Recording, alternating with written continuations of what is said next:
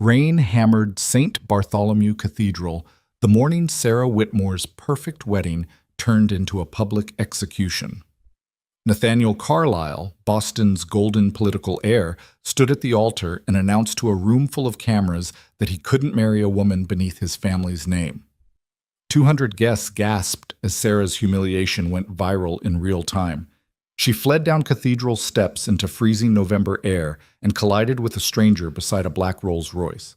Tall, dangerous, Italian. He offered her a handkerchief for her bleeding palm and a single impossible choice: marry me instead. His name was Lucien de Luca, and Boston whispered it with fear. If you want to see how far revenge can take a broken woman, stay until the end. Hit that like button and comment what city you're watching from. I want to see how far this story travels. The silk wedding gown cost Sarah 3 months' worth of tips from the diner where she'd worked double shifts for 2 years. Hand-sewn ivory fabric, delicate lace sleeves, a train that pooled behind her like spilled milk. She'd saved for it the way other people saved for down payments, one crumpled bill at a time, hidden in a shoebox under her bed in the cramped apartment she shared with 2 other waitresses in Dorchester. Now the dress felt like a straitjacket. Sarah stood at the altar of St. Bartholomew Cathedral with 200 pairs of eyes drilling into her spine. Every pew overflowed with Boston's elite, politicians in custom suits, investors who measured their net worth in offshore accounts, socialites who treated weddings like blood sport. The stained glass windows above her head depicted scenes she didn't recognize anymore. Colors bleeding through November rain that hammered the roof like a drumbeat counting down to disaster. Nathaniel Carlyle stood beside her in a charcoal Tom Ford tuxedo that probably cost more than her entire wardrobe. Golden hair perfectly styled, jawline sharp enough to cut glass.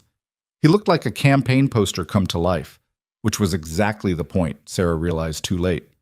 She'd met him 18 months ago when he wandered into the diner at 2 in the morning, charming and exhausted after some fundraiser. He'd asked for coffee and her number. She'd given him both, stupidly believing fairy tales could happen to girls like her. The officiant droned through vows Sarah barely heard over the roaring in her ears. Her hands trembled as she held the bouquet of white roses Nathaniel's mother had picked out. Patricia Carlyle sat in the front row wearing Chanel and a smile so tight it looked painful. Beside her, Senator Richard Carlyle checked his phone every 30 seconds, his expression carved from granite and political calculation. Something felt wrong. Sarah had felt it all morning while stylists fussed over her hair and makeup artists painted her face into someone she didn't recognize. She'd felt it during the car ride to the cathedral when Nathaniel barely looked at her, his attention fixed on his phone, thumbs moving in rapid-fire texts. She felt it now as the officiant asked if anyone objected to this union, and the silence stretched too long, too heavy, too full of something she couldn't name. Nathaniel turned toward her. For one breathless second, Sarah thought he might actually say something real, something true. His blue eyes, the same eyes that had gazed at her across candlelit dinners and promised her forever, met hers with an expression she'd never seen before. Pity. "I can't do this," Nathaniel said. The words dropped into the cathedral like stones into still water. Ripples of confused murmuring spread through the pews. Sarah's fingers went numb around the bouquet stems. "What?" Her voice came out strangled. Nathaniel stepped back from the altar. He looked past her toward the rows of guests, toward the cameras positioned discreetly at the back of the cathedral, because of course there were cameras. The Carlyle family never did anything without documentation, without spin, without thinking 3 moves ahead. "I can't marry a woman beneath my family's name," Nathaniel announced, his voice carrying through the vaulted space with practiced projection. "My father is running for Senate. Our family has a legacy to protect. And Sarah," he paused, manufactured regret dripping from every syllable. "Sarah is a wonderful person, but she's not one of us." The cathedral erupted. Gasps, whispers, the unmistakable click of phone cameras capturing Sarah's destruction, frame by frame. She stood frozen at the altar in her 3-month salary dress while 200 strangers watched her humiliation become entertainment, become content, become something they'd share at dinner parties for years. Patricia Carlyle rose from her seat, already moving toward her son with a mother's protective fury. But her eyes, when they flicked toward Sarah, weren't apologetic. They were triumphant, satisfied, like she'd orchestrated this exact moment. She had. The realization hit Sarah with the force of a physical blow. This was planned. Nathaniel's late-night texts, Patricia's tight smile. The cameras positioned just right to catch every angle. They'd never intended to let this wedding happen. She was supposed to be humiliated, discarded, turned into a cautionary tale about girls who reached too far above their station. Senator Carlyle stood, straightening his tie. He placed one hand on Nathaniel's shoulder, proud, approving, and Sarah finally understood what she'd been too naive to see before. She was never a fiancée. She was a prop, a temporary image boost for a political campaign, the hardworking waitress dating the golden heir. Relatable, authentic. Good for polling numbers among working-class voters who needed to believe the American dream still existed. But now that the primary was over and Richard Carlisle's Senate campaign was gaining real momentum, they didn't need her anymore. They needed Nathaniel to look decisive, strong, willing to make tough choices for family and legacy. Breaking her heart on camera made him look like both. "Sarah!" Nathaniel's voice pulled her back to the present horror. He stepped closer, reaching for her hand. "You'll understand someday.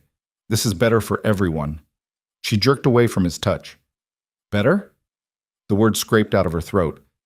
"You humiliated me in front of everyone." "I gave you honesty," Nathaniel said smoothly, already performing for the cameras. "Isn't that more respectful than living a lie?" Laughter bubbled up Sarah's chest, sharp and bitter and completely inappropriate. She wanted to scream, to throw the bouquet at his perfect face, to set the cathedral on fire and dance in the ashes. Instead, she turned and ran. The aisle stretched forever. Faces blurred past, shocked, delighted, pitying.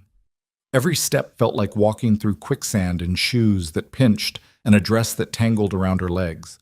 Someone's phone flashed in her peripheral vision. Someone else laughed. A high, cruel sound that followed her all the way to the massive wooden doors. She shoved them open and stumbled into freezing November air. Rain slammed into her immediately, soaking through the ivory silk in seconds. The cathedral steps were slick beneath her heels. Sarah's vision blurred with tears and rage, and the particular kind of desperation that came from realizing your entire life was built on lies. She needed to get away, needed to disappear, needed to... She collided with something solid. Not something, someone. Strong hands caught her arms, steadying her before she could tumble down the remaining steps. Sarah looked up through rain-soaked lashes at a man who definitely hadn't been at the wedding. She would have remembered him. Tall, over 6 feet, with dark hair slicked back from a face all sharp angles and Mediterranean heritage. He wore a black suit tailored so precisely it might as well have been painted on. His eyes were dark brown, almost black, and they studied her with an intensity that made Sarah's breath catch, despite everything else falling apart. Behind him sat a black Rolls-Royce, engine purring, driver waiting patiently despite the chaos unfolding at the cathedral entrance. "You're bleeding," the man said. His voice carried a subtle Italian accent, each word precise and unhurried. Sarah glanced down. Her palm was bleeding where she'd gripped the rose stems too hard, thorns biting deep. She hadn't even felt it. Didn't feel much of anything except the hollow numbness spreading through her chest. The man produced a handkerchief from his pocket, actual linen, monogrammed with initials she didn't recognize, and wrapped it carefully around her hand. His touch was clinical, but not cold. Efficient, like he'd done this before. "Thank you," Sarah managed. Her voice sounded distant, unfamiliar. "You're trembling." The man's dark eyes swept over her, taking in the ruined dress, the mascara probably streaking down her face, the complete devastation of someone whose life just imploded on camera. "And you're about to be swarmed." He gestured slightly toward the cathedral doors. Sarah turned her head and saw guests beginning to spill out. Phones raised, voices calling her name with false concern that barely masked their excitement. The show wasn't over. They wanted Act 2. The breakdown. The tears. The public unraveling that would give them content for weeks. Panic clawed up Sarah's throat. "I need to leave," she whispered. "Yes," the man agreed. "You do." He opened the Rolls-Royce's rear door with one smooth motion. Sarah stared at the leather interior, at the man with his impossible calm, and his expensive car, and his eyes that saw too much. Every rational instinct screamed that getting into a stranger's vehicle was monumentally stupid, dangerous, the kind of decision horror movies opened with. But staying here, facing cameras and questions and Nathaniel's pitying smile, felt infinitely worse. Sarah climbed into the car. The man slid in beside her, closing the door on the sound of rain and raised voices. The driver pulled away from the curb immediately, smooth and practiced. Through the tinted windows, Sarah watched the cathedral recede, watched her humiliation become smaller, watched the life she'd tried to build disappear into November gloom. She should feel terrified. Instead, she felt numb. "Who are you?" Sarah asked after several blocks of silence. "Lucien de Luca?" The name meant nothing to her. Should it? Lucien studied her with that same unnerving intensity. "You don't know who I am." "Should I?" "Most people in Boston do." He shifted slightly, angling toward her. "But you're not from here originally, are you? You don't move like someone who grew up with money or connections." It wasn't quite an insult, more an observation. Sarah's fingers tightened on the damp handkerchief wrapped around her palm. "I grew up in foster care in Ohio," she said flatly. "Worked my way through community college. Moved to Boston 3 years ago because I was stupid enough to think I could make something of myself here." "You're articulate, intelligent. You carry yourself like someone who survived worse than public humiliation. Is that supposed to make me feel better?" "It's supposed to make you angry." Lucien's expression didn't change, but something shifted in his voice. "Nathaniel Carlyle used you.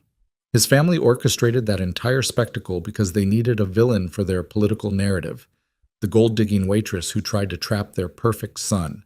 They'll spin it that way within the hour." Sarah's stomach dropped. He was right. Of course he was right. She could already imagine the headlines, the social media posts, the carefully crafted statements from the Carlyle family's PR team. "Why do you care?" she demanded. "Because I understand being used." Lucien pulled out his phone, tapped something, then turned the screen toward her. It was a photo. Nathaniel's father, Senator Richard Carlyle, shaking hands with Lucien in what looked like an office.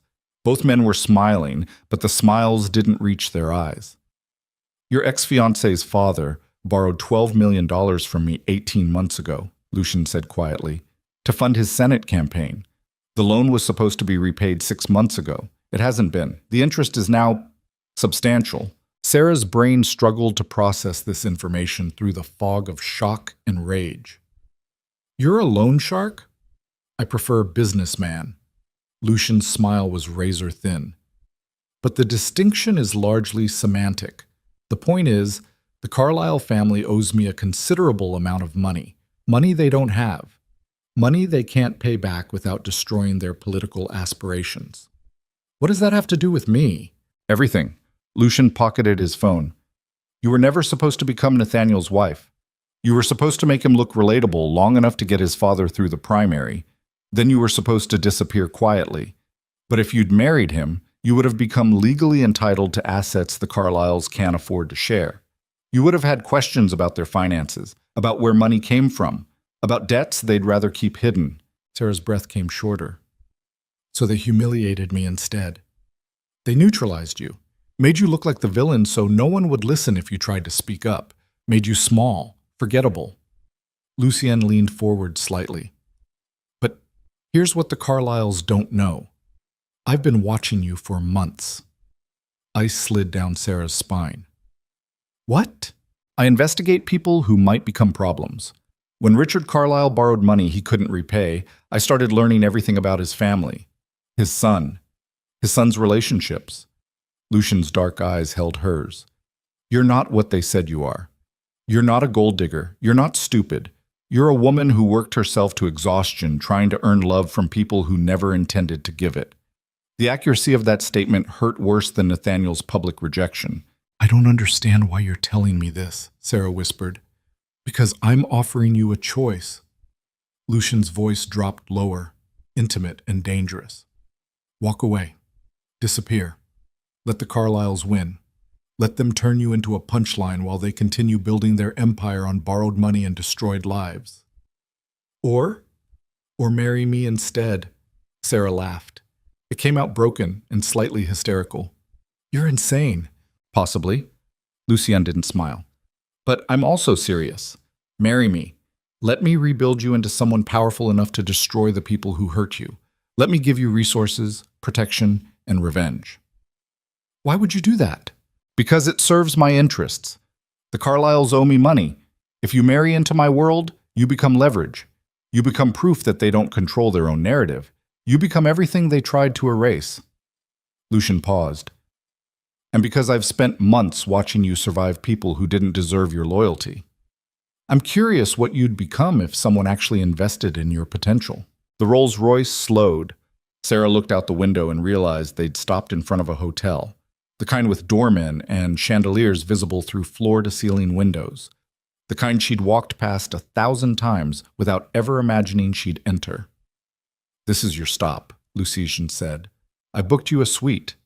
Clothes in your size are already there, credit cards in your name, everything you need to disappear for a few days while you decide.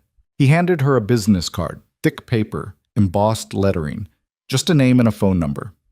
If you want revenge, Lucien continued quietly, call me within 48 hours. If you want to forget this day ever happened, don't call. Either way, the suite is yours for a week, no strings. Sarah stared at the card, at the man who'd appeared out of nowhere with impossible offers and eyes that saw too much. Every rational thought screamed this was a trap. A different kind of trap than Nathaniel had set, but a trap nonetheless. But she was so tired of being rational, so tired of being careful, so tired of shrinking herself to fit into spaces that were never meant for her. What's the catch? Sarah asked. The catch is that my world is dangerous. The catch is that marrying me means entering an empire built on things polite society pretends don't exist. The catch is that once you're in, there's no going back to being invisible. Lucien held her gaze. But you'll never be humiliated again. You'll never be powerless again. And the people who hurt you will learn exactly what happens when they underestimate the wrong woman. The driver opened Sarah's door. Cold November air rushed in. Sarah looked at the hotel entrance, at the card in her hand, at the man who'd somehow known exactly when to find her and exactly what to offer. She thought about Nathaniel's pitying smile, Patricia's triumphant eyes, 200 guests watching her break, cameras capturing her destruction, the life she'd built dissolving like sugar in rain. She thought about going back to her apartment in Dorchester, back to double shifts at the diner, back to being nobody from nowhere who'd briefly entertained fantasies of belonging. Or she could call the number on the card. Sarah climbed out of the car without looking back. The driver handed her a room key. The Rolls-Royce pulled away into traffic, leaving her standing on the sidewalk in a soaked wedding dress that cost 3 months of tips and dreams she could never get back. Inside the hotel suite, Sarah found everything Lucien had promised. Designer clothes in her exact size. Shoes that actually fit. A bathroom stocked with expensive toiletries. A refrigerator full of food she didn't have to budget for. She peeled off the ruined wedding dress and left it in a wet heap on the marble floor. Then she stood under a shower hot enough to scald, letting the water wash away mascara and pretense and the particular kind of hope that came from believing love could save you. When she finally emerged, wrapped in a robe that cost more than her monthly rent, Sarah found her phone had died. She plugged it in, waited, watched it come back to life. 73 messages, 42 missed calls, 6 voicemails, social media notifications scrolling past too fast to count. Sarah opened Instagram and immediately wished she hadn't. The photos were everywhere. Her fleeing down cathedral steps, her face twisted in anguish, her dress soaked and clinging. Headlines screamed variations of the same narrative. Gold digger exposed. Carlisle heir dodges bullet. Wedding scandal rocks Boston elite. Nathaniel had already posted a statement, dignified, regretful, explaining how difficult it was to end a relationship with someone he cared about, but family and legacy had to come first.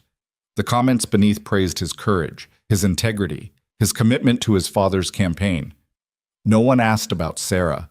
No one cared that she'd been destroyed. She was just collateral damage in someone else's story. Sarah dropped the phone on the bed, walked to the window, stared out at Boston's skyline glittering in the rain like a city that had never heard her name and never would. Lucien De Luca's business card sat on the nightstand where she'd left it. She picked it up, studied the embossed lettering. Wondered if she was about to make the biggest mistake of her life or the first real choice she'd ever made. The phone rang. Sarah answered without checking the caller ID. "I see you made it safely." Lucian's voice carried through the speaker, smooth and certain. "You're having me followed," Sarah said flatly. "I'm making sure you're protected. There's a difference." "Is there?" "In my world?" "Yes." A pause. "Have you eaten?" Sarah glanced at the refrigerator. She hadn't touched the food, hadn't felt hungry, hadn't felt much of anything except the hollow rage still burning in her chest. "I'm not hungry." "You should eat anyway. You're going to need your strength for what comes next." "You sound very certain I'm going to call you." "I am." Lucian's confidence wasn't arrogant, just factual. "Because you're not the kind of woman who runs away. You're the kind who burns everything down and builds something better from the ashes." "You don't know me." "I know you better than Nathaniel Carlisle ever did." Lucian's voice dropped lower. "I know you worked 3 jobs to put yourself through community college. I know you send money to your foster sister in Ohio every month, even though you can barely afford rent. I know you stayed with Nathaniel long after you realized he didn't actually love you because you were terrified of being alone again. I know you're stronger than you've ever allowed yourself to be." Sarah's throat tightened. "Stop. Why? Because I'm telling you things you don't want to hear, or because you're realizing someone finally sees you?" The line went silent, except for the sound of rain against windows. 48 hours, Lucian said quietly. "That's how long the offer stands. After that, I can't protect you from what the Carlyles will do to your reputation. After that, you're on your own." He hung up before Sarah could respond. She stood in the darkening hotel room with the phone pressed to her ear and the business card clutched in her other hand. Outside, Boston continued glittering and indifferent. Inside, something fundamental was shifting in Sarah's chest. Some part of her that had spent years being careful and grateful and small was finally cracking open. Maybe it was rage. Maybe it was desperation. Maybe it was the first true thing she'd felt in months. Sarah looked at herself in the full-length mirror across the room. Hair still damp, face scrubbed clean of the makeup that had tried to turn her into someone else. Body wrapped in a robe that didn't belong to her, standing in a suite she hadn't paid for, holding a choice she didn't fully understand. But for the first time since the cathedral, she didn't see a victim. She saw a woman who'd survived worse than public humiliation, who'd built a life from nothing before and could do it again, who was so goddamn tired of being powerless. Sarah picked up her phone and typed out a text before she could talk herself out of it. "I want them to pay for what they did." The response came within seconds.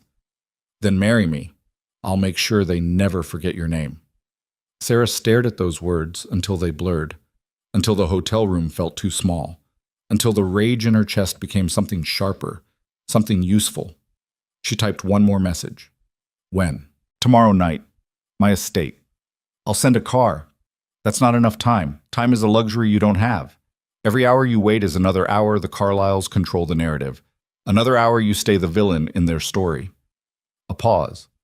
Then, "Unless you'd rather wait, unless you're having second thoughts." Sarah looked at the soaked wedding dress still crumpled on the bathroom floor, at the phone still showing social media posts that turned her humiliation into entertainment, at the empty suite that felt less like sanctuary and more like a holding cell.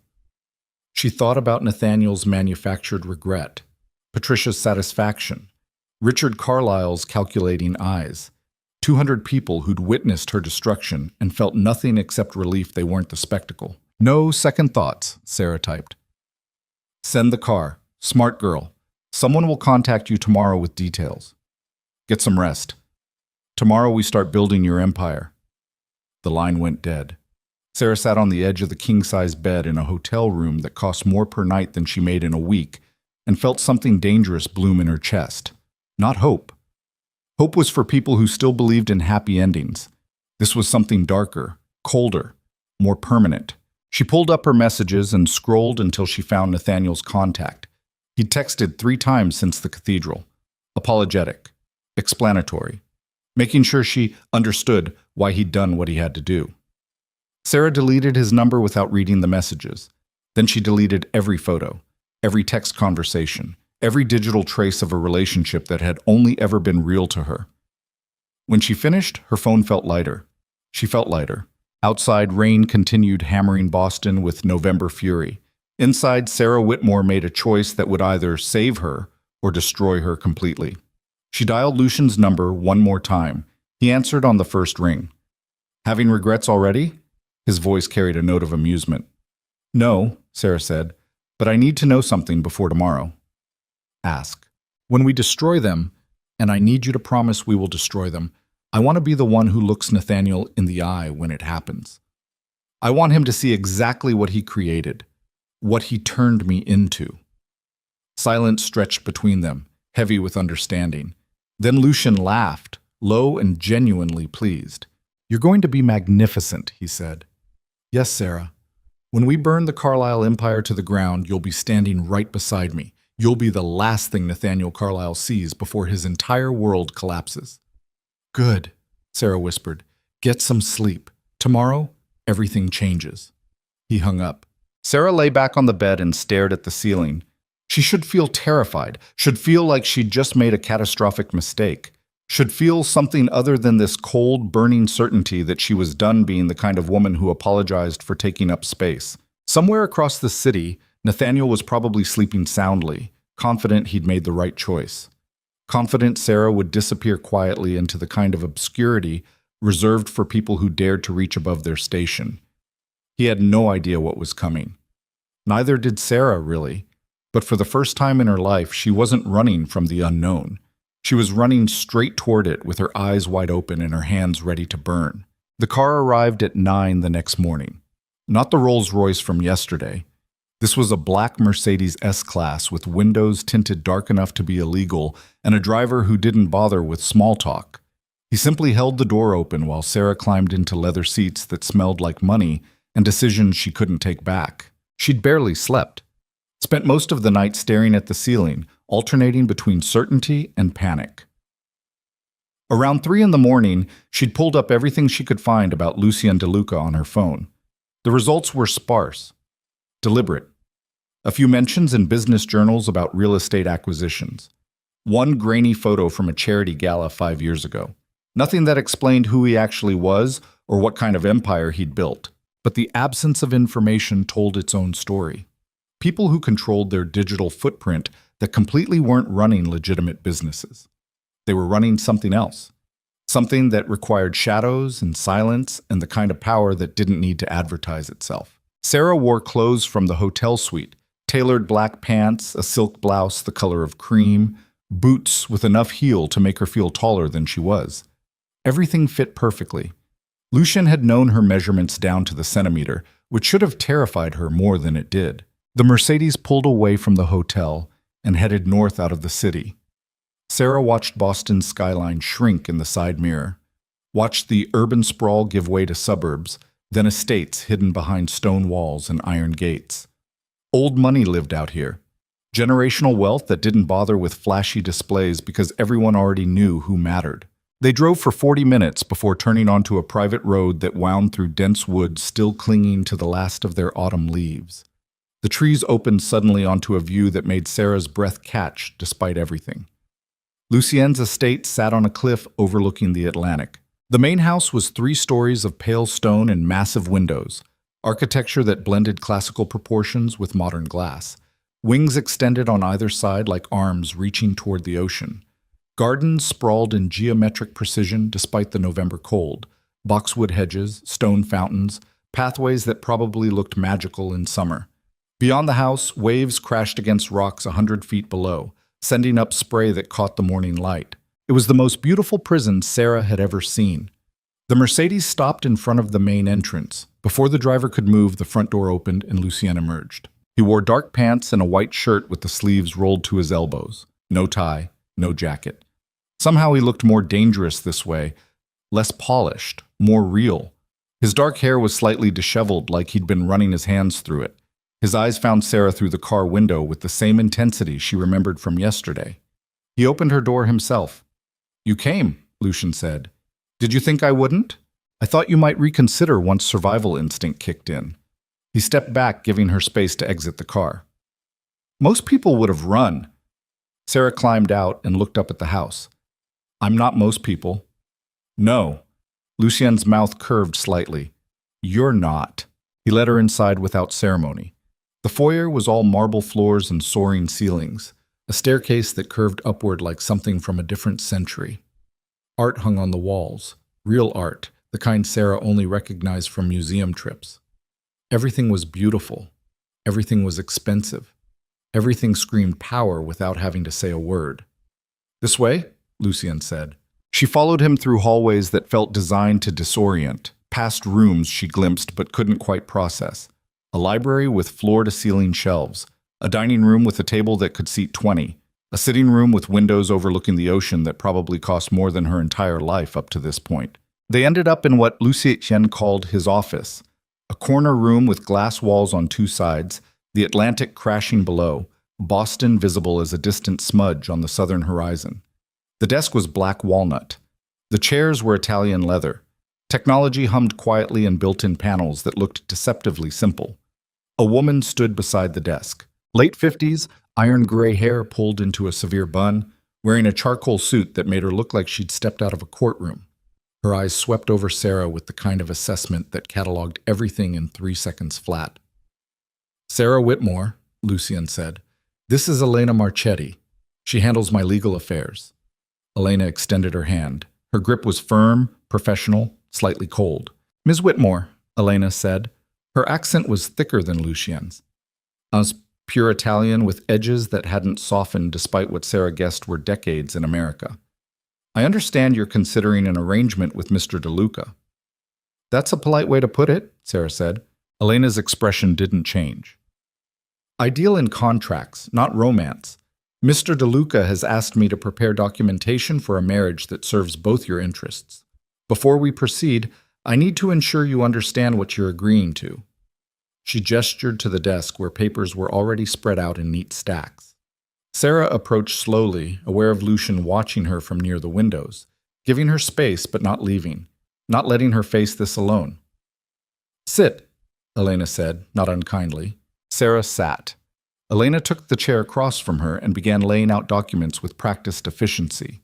"This is a prenuptial agreement," Elena explained, tapping the first stack. "It protects Mr. DeLuca's assets in the event of divorce. Standard. However, it also guarantees you certain protections. A trust fund in your name, inaccessible to anyone but you, that activates upon marriage. $5 million initially. An additional $1 million per year you remain married. If you divorce, you keep everything accrued up to that point." Sarah's hands went numb. $5 million? Upon signing, the account is already established. Elena slid a bank statement across the desk. Sarah stared at numbers she'd never imagined seeing attached to her name. "Why?" Sarah looked at Lucien. "Why would you give me that much money?" "Because you need to know you're choosing this freely," Lucien said from the windows. "Not because you're desperate. Not because you have no other options. You can take that money right now, walk out of here, and build whatever life you want. Or you can stay. But if you stay, it's because you want what I'm offering, not because you need to survive." Elena continued as if this were perfectly normal. "The marriage contract specifies certain expectations. You will appear publicly as Mr. DeLuca's wife when required. You will not discuss his business affairs with anyone outside this organization. You will live here, in this estate, for the duration of the marriage. In exchange, you receive financial security, legal protection, and Mr. DeLuca's considerable resources to pursue any personal or professional goals you choose." "What about—" Sarah's voice caught. She forced the words out. "What about the Carlyles?" Elena's eyes sharpened. "That falls under a separate agreement. Personal, not legal." She glanced at Lucien. He nodded once. Elena slid another document forward. "Mr. DeLuca intends to collect the debt owed by Senator Richard Carlyle through legal channels that will result in significant financial and political damage to the family. You will be part of that process. Visible. Undeniable. A living reminder that the Carlyles do not control their own narrative." Sarah's pulse hammered in her throat. "How soon?" 3 weeks, Lucien said. "Senator Carlyle is hosting a fundraiser. 500 guests. Every major political donor in Massachusetts. Media coverage. The perfect stage. You want me to show up there? I want you to walk in on my arm wearing diamonds and confidence and the kind of power that makes men like Richard Carlyle realize exactly how badly they miscalculated." Lucien moved closer, his shadow falling across the desk. But only if you choose it. Only if you're certain.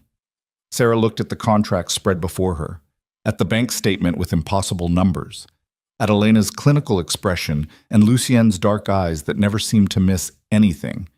This was insane. Marrying a man she'd known for less than 24 hours. Entering a world she didn't understand. Becoming part of something that lived in shadows and debt collection and the kind of power that required lawyers who looked at $5 million like it was lunch money. But staying in Boston as herself, as the humiliated ex-fiancé, meant watching Nathaniel and his family win. Meant living with the weight of public shame. Meant being small and forgettable and exactly what they'd tried to make her. "Where do I sign?" Sarah asked. Elena allowed herself the smallest smile. She produced a pen. Heavy, expensive, the kind people used for important documents, and began walking Sarah through the contracts page by page. It took an hour. Sarah signed her name so many times it started looking unfamiliar. Initials here, full signature there. Witnesses required for certain pages. Elena called in 2 staff members who appeared, signed, and vanished without making eye contact. When it was finished, Elena gathered the contracts with efficient satisfaction. "Congratulations, Miss Whitmore," she said. "You're now legally protected by the DeLuca organization. I'll file the marriage license today. The ceremony is scheduled for tomorrow evening." "Tomorrow?" Sarah's stomach dropped. "Time is essential," Elena said simply. "The longer we wait, the more opportunity the Carlyles have to control the narrative. Mr. DeLuca wants you legally protected as quickly as possible." She left with the contracts, leaving Sarah and Lucien alone in the office, with the ocean crashing below and reality settling over Sarah like weight she wasn't sure she could carry. Lucien moved to the desk, leaning against it with casual grace that somehow made him look more dangerous instead of relaxed. "Having second thoughts?" he asked. "I'm having about 50 thoughts." Sarah stood, needing to move. She walked to the windows, pressing her palms against the glass. The Atlantic stretched forever, gray and cold and indifferent. "I don't know anything about you, your family, your business, what I'm actually walking into." "My family is dead," Lucien said bluntly. "My father built the organization. My uncle expanded it. They both died before I turned 30. One from cancer, one from a bullet meant for me. I inherited everything, rebuilt it, made it stronger. That was 15 years ago." Sarah turned to face him. "What exactly is the organization?" "We facilitate transactions that exist in gray areas. Real estate acquisitions where sellers need encouragement. Loans for people banks won't touch. Security services for clients who require discretion. Import-export arrangements that benefit from minimal government oversight." Lucien held her gaze. "We're not saints, but we're not animals either. There are rules, lines we don't cross." "Like what? No human trafficking, no drugs that destroy communities, no business with anyone who harms children." His expression hardened. "Those are absolutes. Everything else is negotiable depending on circumstance." Sarah's mouth went dry. "And the Carlyles crossed a line. The Carlyles took money they couldn't repay and thought their political connections would protect them. They were wrong." Lucien moved closer. "But that's not why I'm doing this. I could collect the debt a dozen different ways. I'm doing this because watching you flee that cathedral yesterday reminded me of someone." "Who?" "My mother." Lucien's voice went flat. "She married my father thinking he was a legitimate businessman. By the time she realized what his empire actually was, she was already trapped. Pregnant. No money of her own. No way out. She spent 20 years trying to be perfect enough to earn his respect. It destroyed her slowly. When she finally died, it was almost a relief." Sarah's chest tightened. "I'm sorry." "Don't be sorry. Be smart. Be careful. Be someone who understands that power is the only thing that keeps you from becoming a victim." Lucien stopped close enough that Sarah could see gold flecks in his dark eyes. "You asked why I'm giving you $5 million. That's why. So you never have to stay anywhere out of desperation. So you always have a choice. Even if that choice is leaving you. Especially then." They stood in silence, broken only by waves and wind against glass. Sarah tried to reconcile the man offering her freedom with the man who ran an organization built on fear and control. Tried to understand why someone who dealt in violence and debt collection would care about giving her options. The wedding, Sarah said finally. What happens? Small ceremony, tomorrow evening? Gardens if weather permits, library if it doesn't.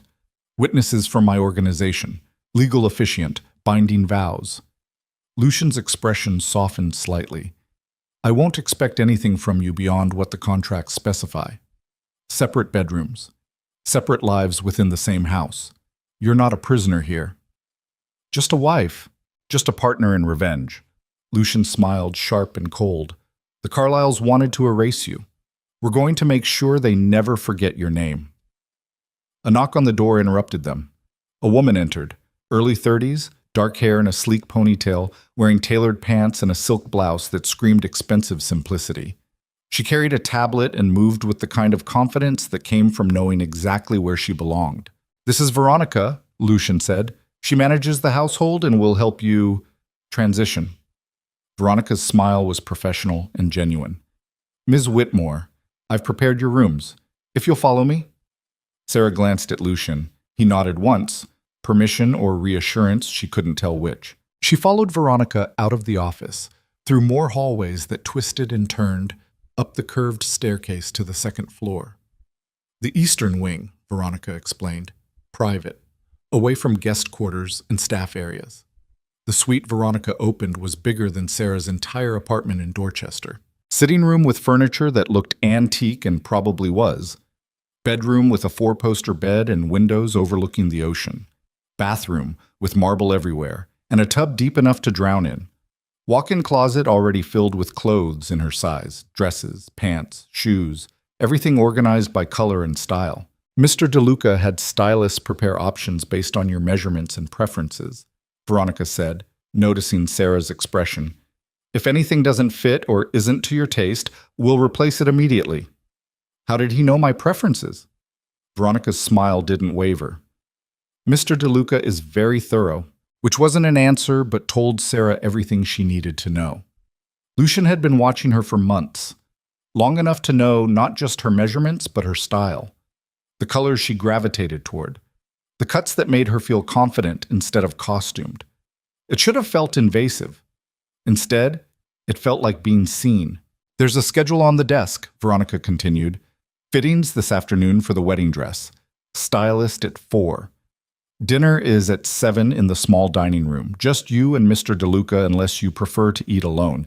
If you need anything, there's an intercom system. She demonstrated the panel beside the bed. Just press the button and someone will respond immediately. Thank you, Sarah managed. Veronica left with the same efficient grace she'd entered with, closing the door softly behind her. Sarah stood in the center of the suite and felt the full weight of what she'd just done crash over her. 24 hours ago, she'd been standing at an altar in a dress she'd saved for, believing she was about to marry someone who loved her. Now she was in a mansion overlooking the Atlantic, preparing to marry a man who ran an organization built on violence and debt collection, all in the name of revenge. She wasn't sure she was strong enough to execute. Her phone buzzed.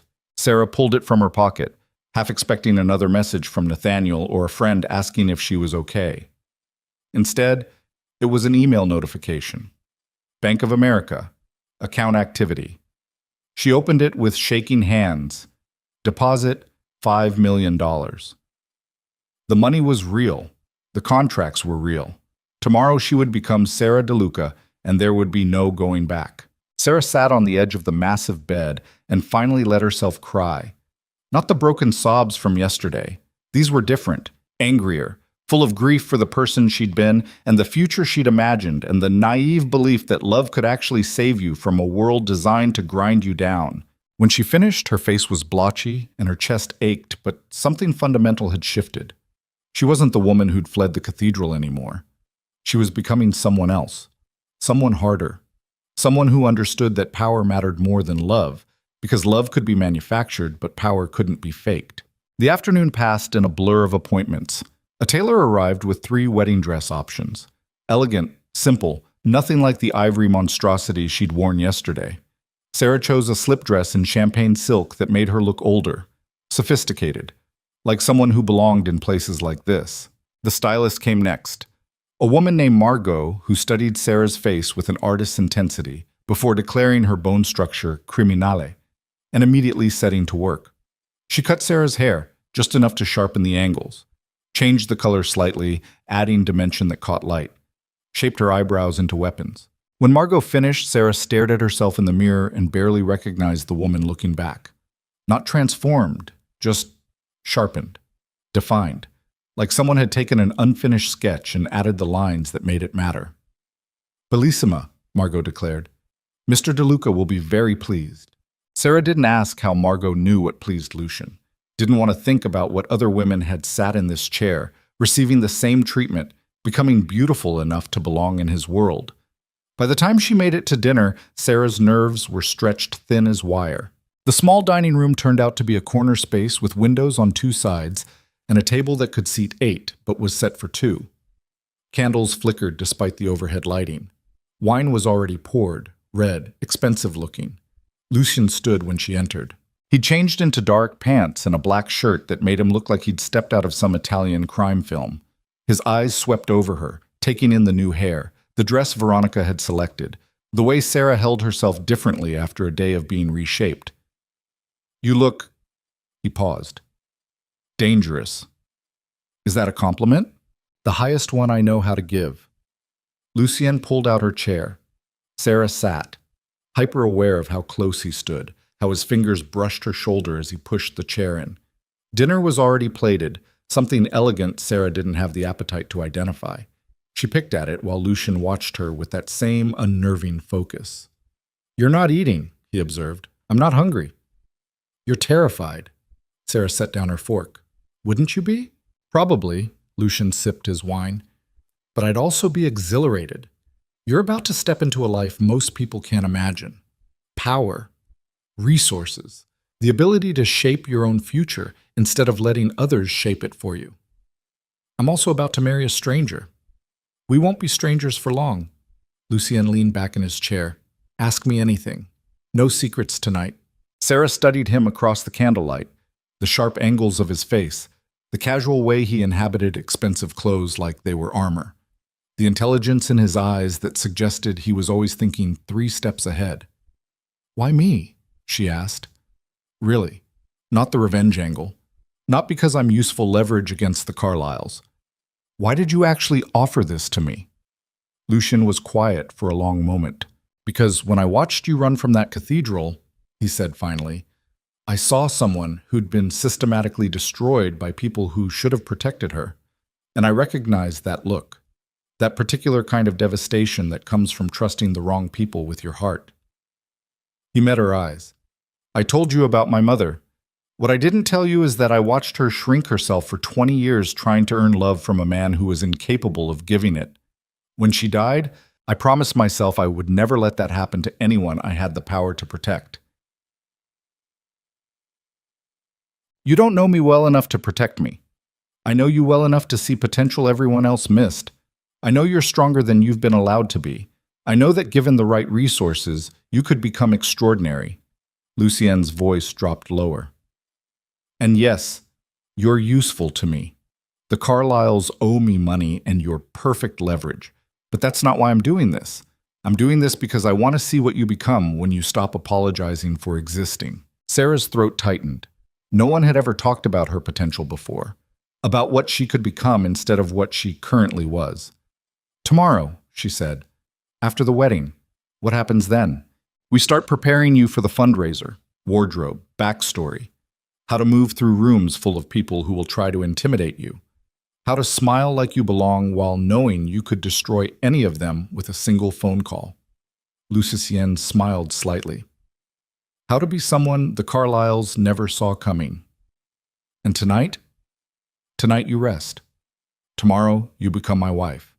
And 3 weeks from now you walk into that fundraiser and show Nathaniel Carlyle exactly what he lost." They finished dinner in comfortable silence. When Sarah stood to leave, Lucien stood with her. "Sarah," he said as she reached the door. She turned back. "You can still leave," Lucian said quietly. "The money is yours regardless. I meant what I said about choice." Sarah looked at him standing in candlelight, dangerous and honest and offering her a kind of power she'd never imagined possessing. "I know," she said, but I'm staying." His expression shifted, surprise maybe, or respect. "Then welcome to the DeLuca Empire," Lucian said. "Tomorrow, it becomes yours too." Sarah left before she could change her mind. Back in her suite, she stood at the windows overlooking the Atlantic and thought about the woman she'd been yesterday.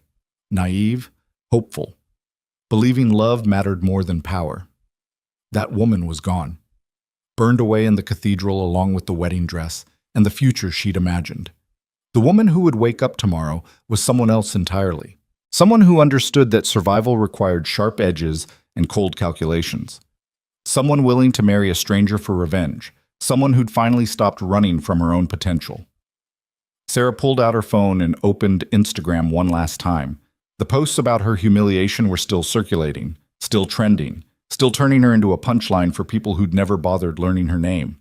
She typed out a message to Nathaniel, deleted it, typed another, deleted that too.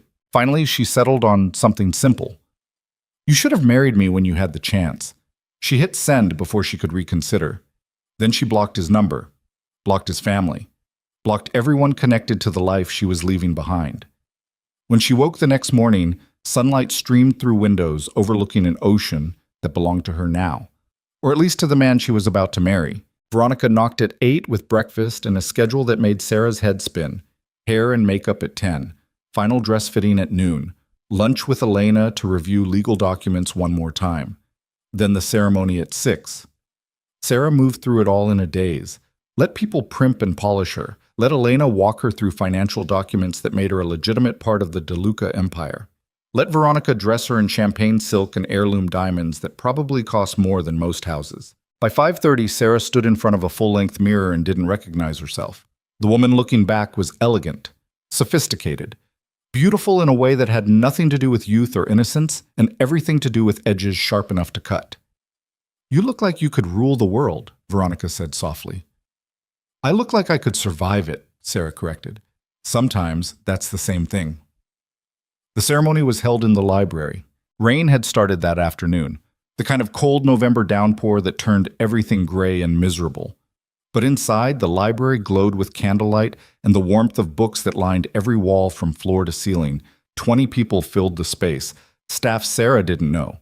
Elena, with her clinical expression. A handful of men in expensive suits who studied Sarah with the kind of assessment that made her feel like a new acquisition being evaluated.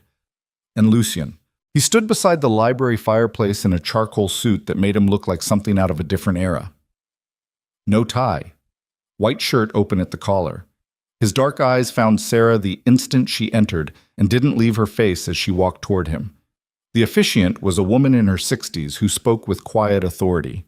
She didn't ask if anyone objected, didn't waste time with sentimental language about love and forever. Just vows, legal, binding, permanent. Sarah spoke hers in a voice that only shook slightly, promised to honor the contract they'd signed, to be a partner in this arrangement, to protect the interests of the organization she was joining. Lucien's vows were similar, clinical, businesslike, until the very end when he added something that wasn't in any contract. "I promise to make sure no one ever makes you feel powerless again," he said quietly, just for her. Then Elena produced rings, simple platinum bands that probably cost a fortune, but looked deliberately understated. Lucien slid one onto Sarah's finger. His hands were steady, warm. She slid the other onto his and felt the weight of finality settle over both of them. "You may now kiss," the officiant said. Lucien stepped closer. His hand came up to cup Sarah's jaw, thumb brushing her cheekbone. His eyes asked a question she didn't know how to answer. Then he kissed her. Not for show, not for the witnesses, just for them. His mouth was warm and certain, and somehow gentle despite everything Sarah knew about him. The kiss lasted 3 seconds. 4. Long enough for Sarah to feel the chemistry she'd been trying to ignore since the moment he'd wrapped a handkerchief around her bleeding palm. When he pulled back, his eyes had darkened. "Hello, Mrs. DeLuca," he murmured. Sarah's breath caught. "Hello?" The witnesses applauded politely. Elena produced champagne. Someone made a toast Sarah didn't hear over the roaring in her ears. She was married. To a man she barely knew. In a world she didn't understand. For revenge against people who'd barely given her a second thought. Later, after champagne and polite congratulations and witnesses dispersing back to whatever roles they filled in Lucian's empire, Sarah found herself alone with her husband in the library while rain hammered the windows. "Are you all right?" Lucian asked. Sarah laughed. It came out shaky. "I have no idea." "That's fair." He poured them both more champagne, handed her a glass. "For what it's worth, you handled that with more grace than most people manage at their first family wedding. Your organization isn't a family, it's a business." "It's both. That's what makes it dangerous." Lucian clinked his glass against hers. "To revenge." "To survival," Sarah corrected. They drank. Outside, lightning split the sky over the Atlantic. Thunder followed close enough to rattle the windows. Inside, Sarah DeLuca stood in a library full of books she'd never read, wearing a ring that meant everything and nothing, married to a man who terrified and fascinated her in equal measure. And for the first time since the cathedral, she felt something other than rage. She felt ready. "The fundraiser," Sarah said. "Tell me everything I need to know." Lucian's smile was sharp enough to draw blood. "Now you're speaking my language," he said. He spent the next hour walking her through it. The Carlisle fundraiser was 3 weeks away at the Fairmont Copley Plaza. 500 guests. Politicians. Donors. Media. Nathaniel would be there as his father's surrogate, playing the dutiful son supporting his father's Senate campaign. "We'll arrive late," Lucian explained. "Let them get comfortable. Let the champagne flow. Let Nathaniel think he's safe. Then we make our entrance." "And say what?" "We don't say anything at first, we just exist. You on my arm. Wearing something that makes every woman in that room jealous, and every man regret not seeing you first. We let them whisper, let them wonder, let the rumors build. Then I have a conversation with Senator Carlisle about his debt, loud enough for the right people to overhear, specific enough to be damaging, vague enough to avoid immediate legal consequences." Lucian's eyes glittered. "He'll try to deny it. I'll produce documents. Lawyers will get involved. Media will smell blood." "And Nathaniel?" "Nathaniel will try to approach you. He won't be able to help himself. He'll want to explain, to apologize, to make himself feel better about what he did." Lucian moved closer. "That's when you destroy him. Not with violence, with indifference. You look at him like he's nothing, like he never mattered, like marrying me was the best decision you ever made." Sarah's pulse hammered. "What if I can't pull it off?" "You will." Lucian's voice was absolute certainty. "Because you're not pretending anymore. You're not playing a role. You're becoming exactly who you were always meant to be." Thunder crashed again, closer this time. "I should let you rest," Lucian said, stepping back. "Tomorrow we start your real education." "Education in what?" "Power." He smiled. "How to wield it, how to recognize it in others, how to walk into rooms and make people afraid of you without ever raising your voice." He left before Sarah could respond, closing the library door softly behind him. Sarah stood alone in candlelight and rain shadow, wearing a wedding ring that felt heavier than it should, carrying a new name that tasted like smoke and possibility. She pulled out her phone. No messages, no missed calls. The world had moved on from her humiliation already, onto newer scandals and fresher disasters, but in 3 weeks they'd remember her name again, not as the abandoned bride, as the woman who'd risen from the ashes wearing diamonds and danger, married to a man whose name made Boston's elite nervous, ready to burn the Carlisle empire down until nothing remained but smoke and regret. Sarah walked to the library windows and pressed her palm against cold glass. Outside, the Atlantic raged against the cliffs, indifferent to human drama. Inside, a new kind of storm was building. And when it finally broke, Nathaniel Carlisle would realize he'd made the biggest mistake of his life. Not because he'd humiliated her, because he'd underestimated what she'd become when someone finally gave her permission to stop being small. Sarah DeLuca smiled at her reflection in rain-dark glass. Then she went upstairs to her suite and started planning exactly how she'd make them all pay. The next 3 weeks passed in a fever dream of transformation. Every morning, Sarah woke to Veronica's precise schedule delivered with coffee and efficiency. Breakfast at 7. Language lessons at 8. Italian, because Lucian insisted she needed to understand conversations happening around her in his world. At 10, Elena arrived with legal documents, teaching Sarah the architecture of the DeLuca Empire in clinical detail. Shell corporations, offshore accounts, real estate holdings that stretched across 3 continents. All of it legitimate on paper. All of it built on foundations Sarah was learning not to examine too closely. Afternoons belonged to Marcus. He was Lucian's head of security, a former Marine with scars on his knuckles and eyes that missed nothing. He taught Sarah how to read rooms, how to identify exits, how to recognize when someone was armed, how to move through crowds like she belonged while staying aware of everyone watching. "You're a target now," Marcus explained during their first session. "Mrs. DeLuca isn't just a name. It's a statement. People will want to test you, intimidate you, see if you're real or just another trophy wife playing dress-up. And if they try," Marcus smiled, cold and professional, "you make them regret it without ever losing your composure. That's the real power. Not violence, control." Sarah learned quickly how to hold eye contact until the other person looked away first, how to smile in a way that promised nothing, how to use silence as a weapon, how to walk into a room and claim it before speaking a single word. At night, she had dinner with Lucien, sometimes in the formal dining room with Elena and other members of his organization, sometimes in the small corner space where they'd eaten their first meal, sometimes not at all when Lucien disappeared into his office for hours, managing problems Sarah wasn't cleared to know about yet. But when they did eat together, he studied her with the same intensity as always, asked about her lessons, corrected her Italian pronunciation, shared stories about the people they'd encounter at the fundraiser, who mattered, who was dangerous, who could be bought, and who couldn't. "Senator Carlyle's biggest donor is a man named Gregory Thorne," Lucian said one evening over wine that probably cost more than Sarah's old monthly rent. "Real estate developer, 3 ex-wives. Rumored to have mob connections he denies publicly. He's the one who introduced the senator to me when they needed money." "Is he loyal to Carlyle?" "He's loyal to profit. When the senator's campaign collapses, Thorne will be the first one to distance himself." Lucian's smile was sharp. "That's the beautiful thing about men like him. They have no principles, only interests." Sarah absorbed it all: names, connections, weak points. She filled notebooks with information that would have terrified her a month ago.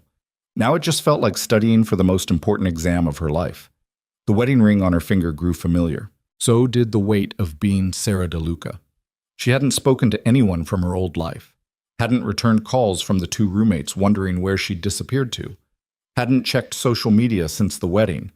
That version of herself felt distant now, unreal, like a story that had happened to someone else. 10 days before the fundraiser, Lucien took her to Boston, not for pleasure, for reconnaissance. They drove into the city in the Rolls-Royce, Marcus at the wheel, Lucian beside Sarah in the back seat. He dressed her carefully that morning, tailored black pants, cashmere sweater, coat that probably cost 5 figures, hair pulled into a low ponytail, minimal jewelry except for the wedding ring and diamond studs that caught light like warnings. "Where are we going?" Sarah asked. "Your old neighborhood," Lucien said. "I want you to see what you left behind. Remember why we're doing this." They drove through Dorchester, past the diner where Sarah had worked double shifts, past the apartment building where she'd shared a cramped bedroom with 2 other women, past the laundromat where she'd spent Sunday mornings because it was cheaper than the machines in her building. Everything looked smaller than she remembered, dirtier, more desperate. Sarah stared out the window at people hurrying through November cold, heads down, shoulders hunched against wind that felt colder when you couldn't afford a proper coat. She'd been one of them 4 weeks ago, invisible, struggling, believing hard work and good intentions would somehow be enough. "Feel anything?" Lucian asked. Sarah considered the question, expected to feel nostalgia, maybe guilt. Instead, she felt something closer to relief. "I feel like I escaped," she admitted. "Good. That's the truth. You didn't lose anything when you left this behind. You gained everything." Lucian's hand found hers on the seat between them. "Remember that when we walk into the Fairmont, when people try to make you feel like you don't belong. You belong more than any of them because you earned your place. They were just born into theirs." They drove next to Beacon Hill, past brownstones with window boxes and doormen, past the street where Nathaniel's family kept their townhouse, 4 stories of federal-era architecture and old money. A black SUV was parked outside. Security, probably. Senator Carlisle took his safety seriously now that his campaign was gaining traction. He's desperate, Lucian said, following Sarah's gaze. The senator. He's called me 17 times in the past 2 weeks, left messages, had lawyers reach out. He knows the debt is overdue, and he knows I'm done negotiating. What did you tell him? Nothing. Silence is its own message. Lucian smiled. He'll see us at the fundraiser. That's when he'll understand exactly how badly he miscalculated. They ate lunch at a restaurant Sarah had always wanted to try but could never afford. The kind of place where the menu didn't list prices and the waitstaff moved with choreographed precision. Lucian ordered for both of them in Italian that made the server's eyes light with approval. Sarah picked at food she couldn't taste. Her stomach was twisted too tight with anticipation and dread. Nervous? Lucian asked. Terrified. Good. Fear keeps you sharp. Overconfidence gets you killed. He leaned back, studying her across the table. You've done well these past weeks, better than I expected. You expected me to fail? I expected you to struggle more, to question whether you were capable. Instead, you absorbed everything Marcus and Elena taught you, like you'd been preparing for this your entire life. Lucian's expression shifted into something Sarah couldn't quite read. You're a natural at this. At power. At control. It makes me wonder what you would have become if you'd had resources earlier. Sarah's throat tightened. Someone very different. Maybe, or maybe exactly who you're becoming now. Lucian signaled for the check. Either way, the Carlyles created their own nightmare when they underestimated you. They drove back to the estate as afternoon light turned gray. Sarah dozed in the car, exhausted from weeks of intensive preparation. When she woke, Lucian was watching her with an expression that made her chest constrict. What? She asked. Nothing. Just thinking. About? About how strange it is to marry someone for strategy and discover you actually respect them. Sarah's breath caught. Before she could respond, Marcus pulled up to the estate entrance and the moment dissolved. That night, Sarah couldn't sleep. She stood at her bedroom windows watching waves crash against the cliffs below, mind racing through everything she'd learned, every name, every connection, every weak point in the Carlyle empire they were about to exploit. A soft knock interrupted her thoughts. Come in, Sarah called. Lucian entered carrying 2 glasses of whiskey. He wore dark pants and a t-shirt, casual in a way she'd never seen him. His hair was disheveled like he'd been running his hands through it. His feet were bare against the hardwood floor. Saw your light on, he said, offering her a glass. Figured you were overthinking. Sarah accepted the whiskey. Is that what you do when you can't sleep? Wander the house, offering alcohol? Usually I work, but tonight felt different. Lucian moved to the window beside her. They stood in silence, drinking expensive whiskey and watching the ocean rage in darkness. Having second thoughts? About the fundraiser? About any of it. The marriage, the revenge, becoming someone you weren't 4 weeks ago. Sarah considered lying, decided against it. Every day, she admitted. I wake up in this house wearing these clothes, living this life, and sometimes I can't remember who I was before. It terrifies me. That's not a bad thing. The person you were before was surviving. Now you're living. There's a difference. Is there? Or am I just trading one kind of cage for another? Lucian turned to face her fully.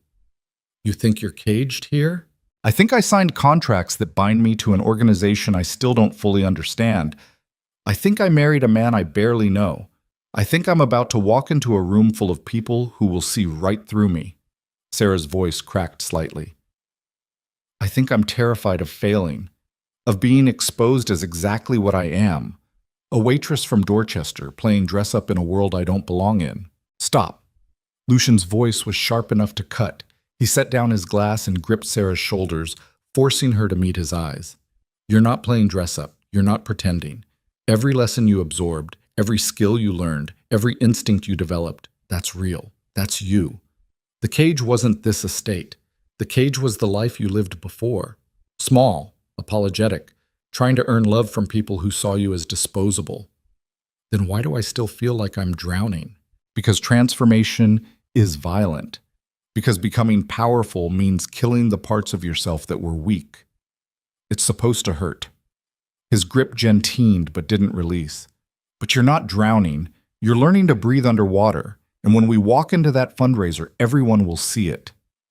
Sarah wanted to believe him, wanted to feel the certainty he carried like armor. Instead, she just felt exhausted.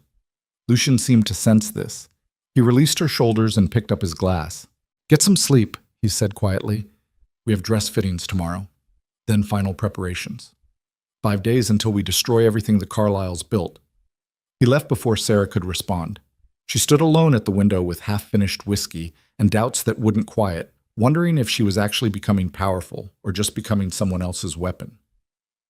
The next 5 days blurred together.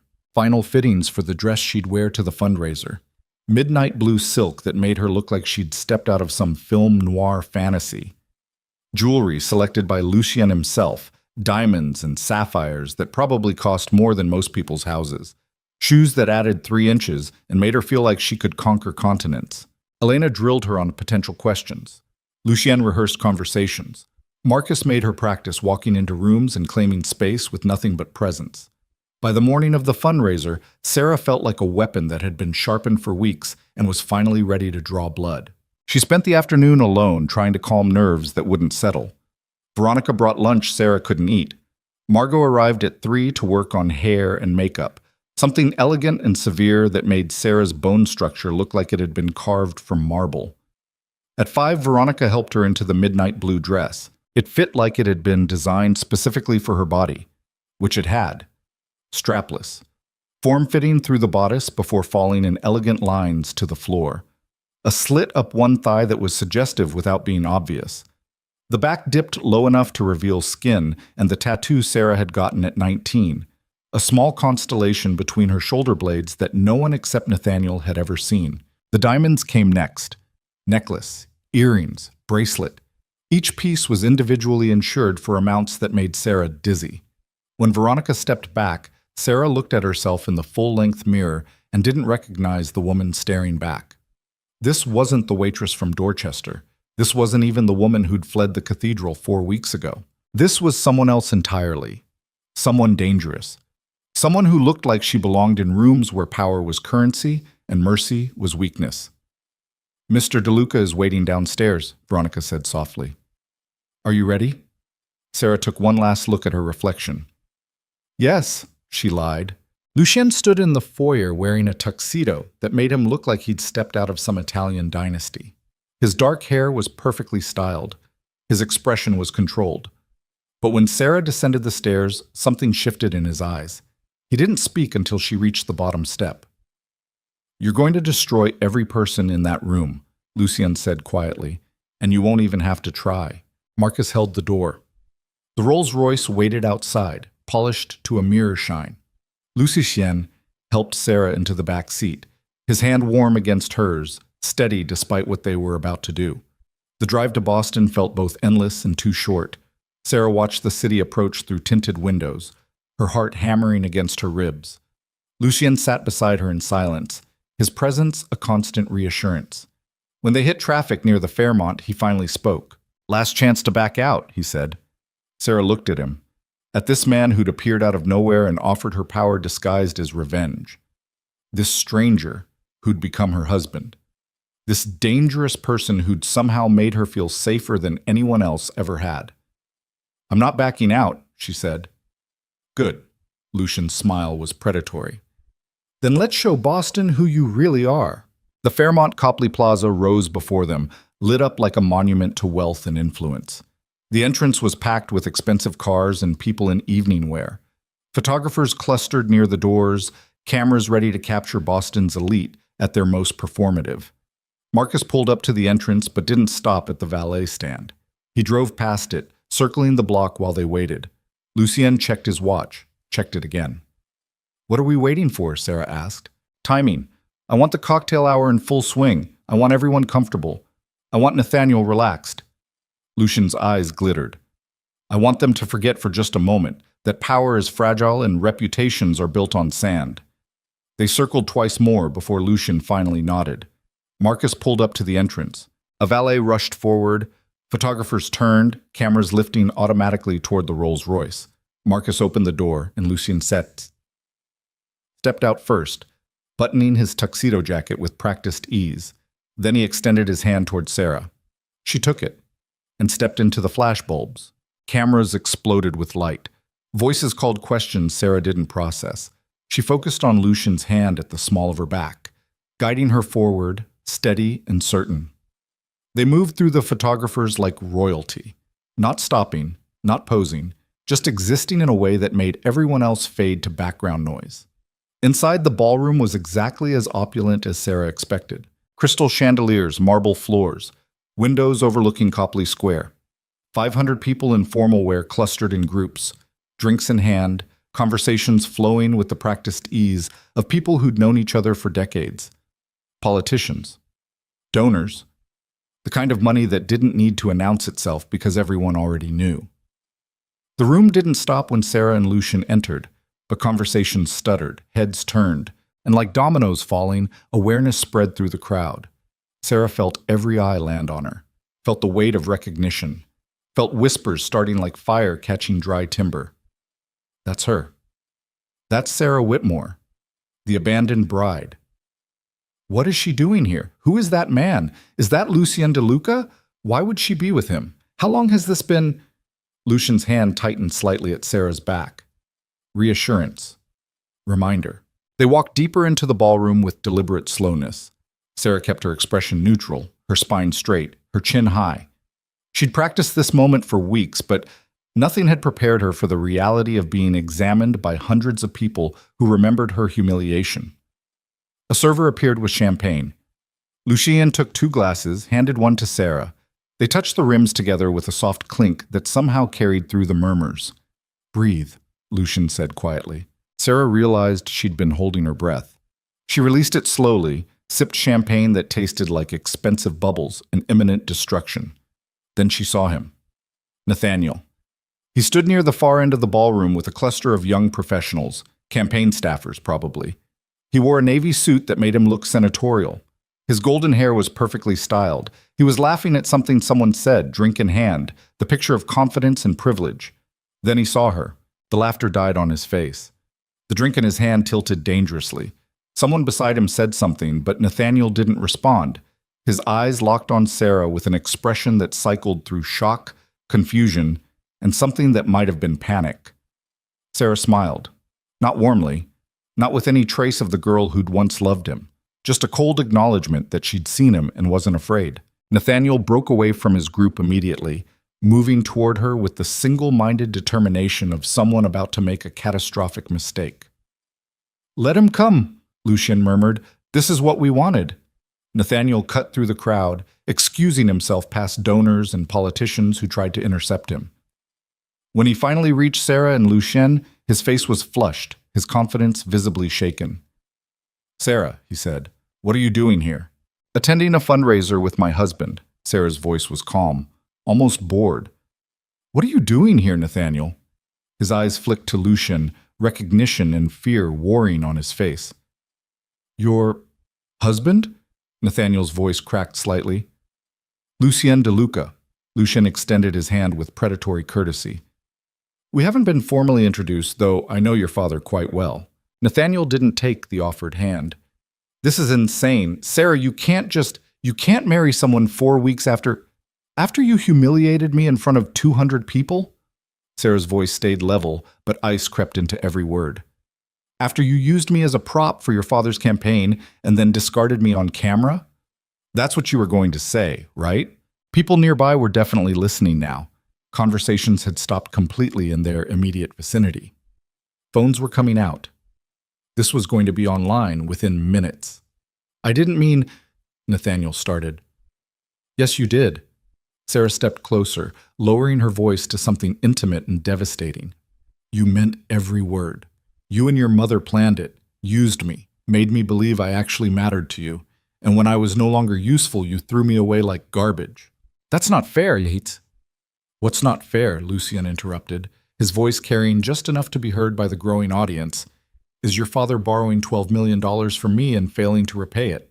What's not fair is thinking political connections would protect him from consequences.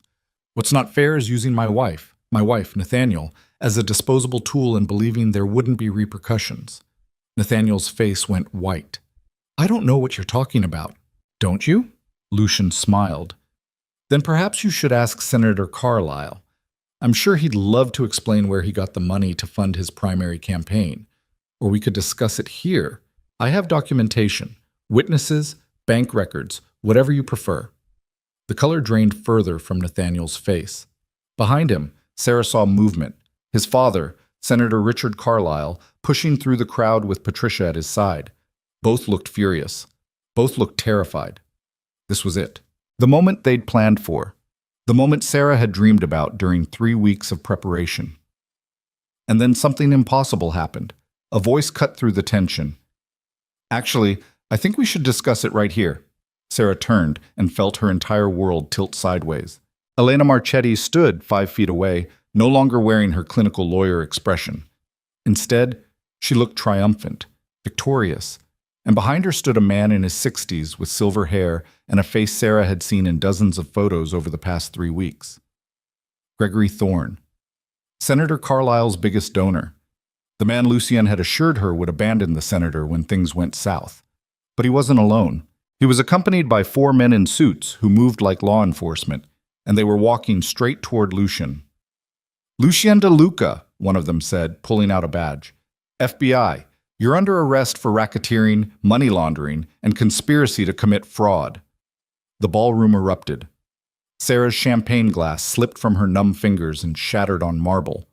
She turned to Lucien, expecting denial, expecting fight, expecting something other than the expression on his face.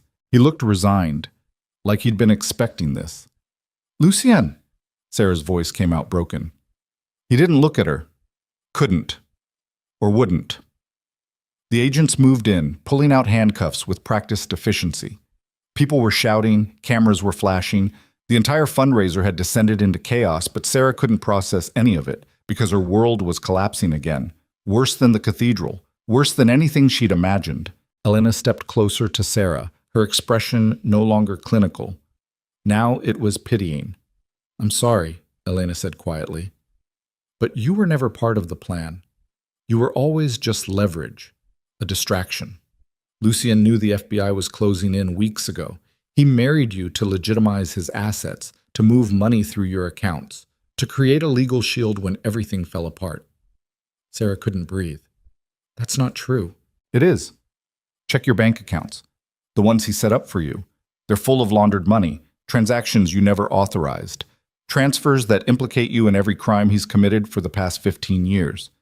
Elena's voice was almost gentle. You're not his wife. You're his scapegoat. And when this goes to trial, you'll go down with him unless you cooperate. The agents were leading Lucien toward the exit. He didn't struggle, didn't protest, just walked with the same calm he'd shown when offering Sarah revenge, when promising her power, when standing beside her in the library and calling her his wife. Lucien! Sarah screamed. He stopped, turned. Their eyes met across the chaos, and Sarah saw the truth in his expression. Guilt, regret, and something that might have been genuine remorse buried under layers of calculation. I'm sorry, he mouthed.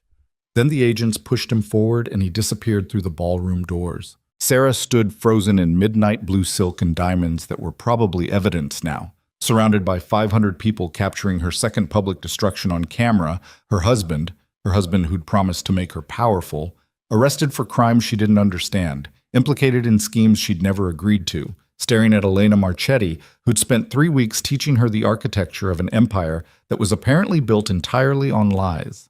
Senator Carlisle appeared at Elena's side, his expression carefully controlled satisfaction.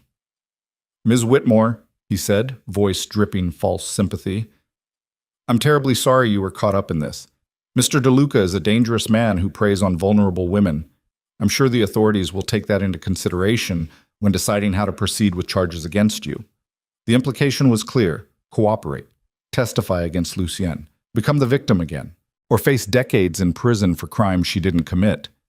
Sarah looked at Patricia Carlisle's triumphant smile, at Nathaniel's shocked face, at Gregory Thorne, who'd apparently been working with the FBI all along, at Elena, who'd betrayed her so completely, Sarah couldn't even process it yet. at the room full of Boston's elite, witnessing her destruction for the second time in a month.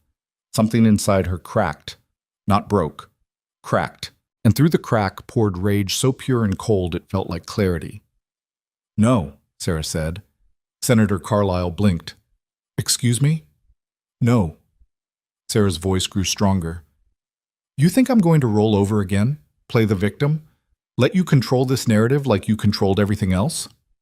"Miss Whitmore, you're in shock." "I'm awake."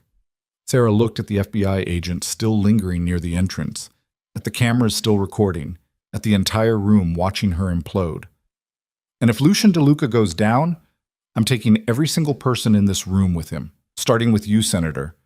Richard Carlyle's expression darkened. "You're making a mistake." "No. I made a mistake 4 weeks ago when I believed love mattered more than power. I made a mistake when I trusted anyone in this city to have a conscience." Sarah smiled, cold and sharp, and nothing like the girl who'd fled the cathedral. "But I'm done making mistakes, and I'm definitely done being anyone's victim." She turned and walked toward the exit, head high, spine straight, every lesson Marcus taught her about claiming space and refusing to break on full display. Behind her, chaos erupted. Voices shouting questions, cameras flashing, the entire fundraiser collapsing into the scandal of the decade. But Sarah didn't look back. She walked out of the Fairmont Copley Plaza into freezing November air wearing a dress that was probably evidence and diamonds that weren't hers, and a wedding ring that meant nothing except lies. Marcus was waiting beside the Rolls-Royce. His expression was carefully neutral, but Sarah saw something in his eyes. Respect, maybe. Or just professional assessment of a situation that had gone catastrophically wrong. "Where to?" he asked. Sarah looked at Boston's skyline glittering with indifference, at the life she'd tried to build twice now and failed both times, at the complete wreckage of every plan, every hope, every naive belief that power could actually save her. "I don't know," she admitted. "Then get in," Marcus said. "We'll figure it out." Sarah climbed into the back seat of a car that belonged to a man currently in FBI custody. Satin leather that smelled like lies and expensive cologne, and the particular kind of devastation that came from believing in someone who'd been using you all along. Marcus pulled away from the Fairmont and Sarah watched it recede in the side mirror, getting smaller and smaller until it disappeared entirely, taking with it the last shred of certainty Sarah had about who she was or who she was supposed to become. Her phone buzzed. Unknown number. Sarah answered because she had nothing left to lose. "Mrs. DeLuca," a woman's voice said, smooth, professional. "My name is Jennifer Walsh. I'm an attorney specializing in federal cases. I represent you now." "I didn't hire you." "Mr. DeLuca did, before his arrest. He anticipated this scenario and put measures in place to protect you." A pause. "We need to meet. Tonight. There are things you need to understand before the FBI comes for you, and they will come for you, probably within the hour." Sarah's stomach dropped further. "What kind of things?" "The kind that will determine whether you spend the next 20 years in prison or walk away from this completely." Jennifer's voice was calm, matter of fact. "Your choice. But decide quickly. The clock is already ticking." Sarah looked out the window at Boston racing past, at the city that had destroyed her twice, at the life that kept collapsing no matter how hard she tried to build something stable. "Where do we meet?" she asked. Jennifer gave her an address in Cambridge. Marcus nodded when Sarah relayed it. He knew the location, good neighborhood, public enough to be safe, private enough for the kind of conversation that would determine Sarah's entire future. "I'll be there in 20 minutes, Sarah said. She hung up and dropped her head back against leather seats that smelled like betrayal. 3 weeks of preparation. 3 weeks of believing she was becoming powerful. 3 weeks of trusting a man who'd apparently been using her from the moment he'd wrapped a handkerchief around her bleeding palm outside the cathedral. Sarah's hands were shaking now. The adrenaline was wearing off, leaving behind exhaustion and devastation, and the particular kind of rage that came from realizing you'd been played twice by 2 different men who both saw you as disposable, but this time felt different. This time, Sarah wasn't running. She was walking straight toward whatever came next with her eyes open and her hands ready to fight.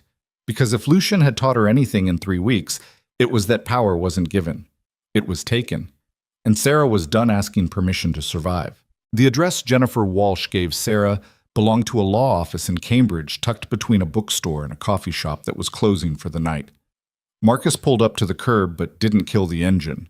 His eyes swept the street with professional paranoia, cataloging exits and potential threats. "You want me to come in?" he asked. Sarah looked at the lit windows on the second floor, at the silhouette of someone moving behind glass, at the choice she was about to make that would determine whether she spent the next 2 decades in prison or somehow walked away from the wreckage Lucien had left behind. "No," she said. "But stay close." Marcus nodded once. Sarah climbed out of the Rolls-Royce in a dress worth more than most people's cars and diamonds that were probably evidence and walked toward a law office at 9 o'clock at night, because her life had become the kind of chaos that required lawyers who worked after hours. The door was unlocked. Sarah climbed narrow stairs that creaked under her heels, each step feeling like descending deeper into something she couldn't escape.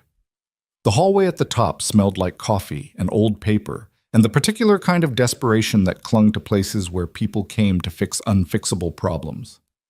Jennifer Walsh waited in the doorway of the last office. She was younger than Sarah expected, mid-30s maybe. Sharp suit, hair pulled into a ponytail that meant business. Eyes that assessed Sarah in 3 seconds flat, and apparently decided she was worth saving. "Mrs. DeLuca," Jennifer said. "Come in." The office was small but efficient. Desk covered in files, computer showing what looked like legal databases, a coat rack holding a raincoat and an umbrella, windows overlooking Cambridge Street where normal people were finishing normal days without federal charges hanging over their heads. Sarah sat in the chair across from Jennifer's desk. Her hands were still shaking. She clasped them together to hide it. Jennifer poured coffee from a pot that looked like it had been sitting there for hours, handed Sarah a mug without asking if she wanted it, sat behind her desk with the kind of focused intensity that made Sarah understand why Lucien had hired her. "First question," Jennifer said. "Did you know what Lucien was doing?" "No." "Did you participate in any financial transactions beyond what was outlined in your prenuptial agreement?" "No." "I signed what Elena told me to sign. I didn't—" Sarah's voice cracked. She forced it steady. "I didn't understand what any of it meant beyond protecting myself if we divorced." Jennifer's expression didn't change. She pulled out a tablet, swiped through screens covered in numbers and legal language Sarah couldn't parse. "Here's what the FBI thinks happened," Jennifer said. "They think Lucien married you to create a legal vehicle for moving money. They think he used your name, your social security number, and your signature to open accounts that were funded by illegal operations. They think you were complicit because the money trail leads directly to you." Sarah's stomach twisted. "But I wasn't. I didn't know." "I believe you. The problem is proving it." Jennifer turned the tablet towards Sarah. "These are accounts opened in your name over the past 3 weeks. Total deposits exceed $40 million. All of it came from shell corporations connected to Lucien's organization. All of it moved through banks in Delaware, Nevada, and the Cayman Islands before landing in accounts with your name on them." The numbers blurred. Sarah couldn't breathe. "I never authorized any of this." "I know, but your signature is on the account opening documents. Your information is listed as the primary account holder. Legally, you're responsible for everything in those accounts unless we can prove you were coerced or acting under duress." Jennifer leaned forward. "So that's what we're going to prove." "How?" "By making you radioactive to the prosecution. By building a defense so compelling that charging you becomes more trouble than it's worth. By cooperating with the FBI in ways that implicate Lucien without making you look like a co-conspirator." Jennifer's voice was clinical, professional. "But it requires you to do something extremely difficult." Sarah's chest tightened. "What?" "Testify against your husband. Give the FBI everything you know about his organization. Names, operations, conversations. Everything Elena taught you over the past 3 weeks about the structure of the DeLuca empire. You become their star witness against Lucien in exchange for immunity." The office felt too small suddenly, too hot. Sarah stood, needing to move, to breathe, to process what Jennifer was asking. "He used me," Sarah said. "He lied to me. He married me knowing this was coming and used me as what did Elena call it? A scapegoat. Why would I protect him?" "You wouldn't. That's my point. You give him up completely. You walk into FBI headquarters tomorrow morning and you tell them everything. You play the victim because you are the victim. You let them see the woman Nathaniel Carlisle humiliated, the woman Lucien DeLuca manipulated, the woman who was used by two different men in the span of a month. You make yourself sympathetic, cooperative, someone the prosecution wants to protect instead of destroy. Sarah stared out the window at Cambridge Street, at people walking home from dinner or bars or wherever normal people went on Thursday nights when their lives weren't imploding. And if I don't? She asked quietly. Then you go down with Lucien, money laundering, racketeering, conspiracy. You're looking at 20 years minimum in federal prison, probably more given the amounts involved. Jennifer stood, moving beside Sarah at the window. I know this isn't what you want to hear. I know testifying against him feels like betrayal. But he betrayed you first. He used you. And if you don't save yourself, no one else will. Sarah's reflection in the window looked like a stranger. Midnight blue silk. Diamonds. Perfect makeup covering devastation. She looked like someone who belonged in ballrooms and mansions and lives that didn't fall apart twice in a month. But underneath, she was still the waitress from Dorchester who'd never learned how to stop trusting the wrong people. When do I have to decide? Sarah asked. Now. The FBI will come for you within the hour, probably to the estate, maybe sooner if they decide you're a flight risk.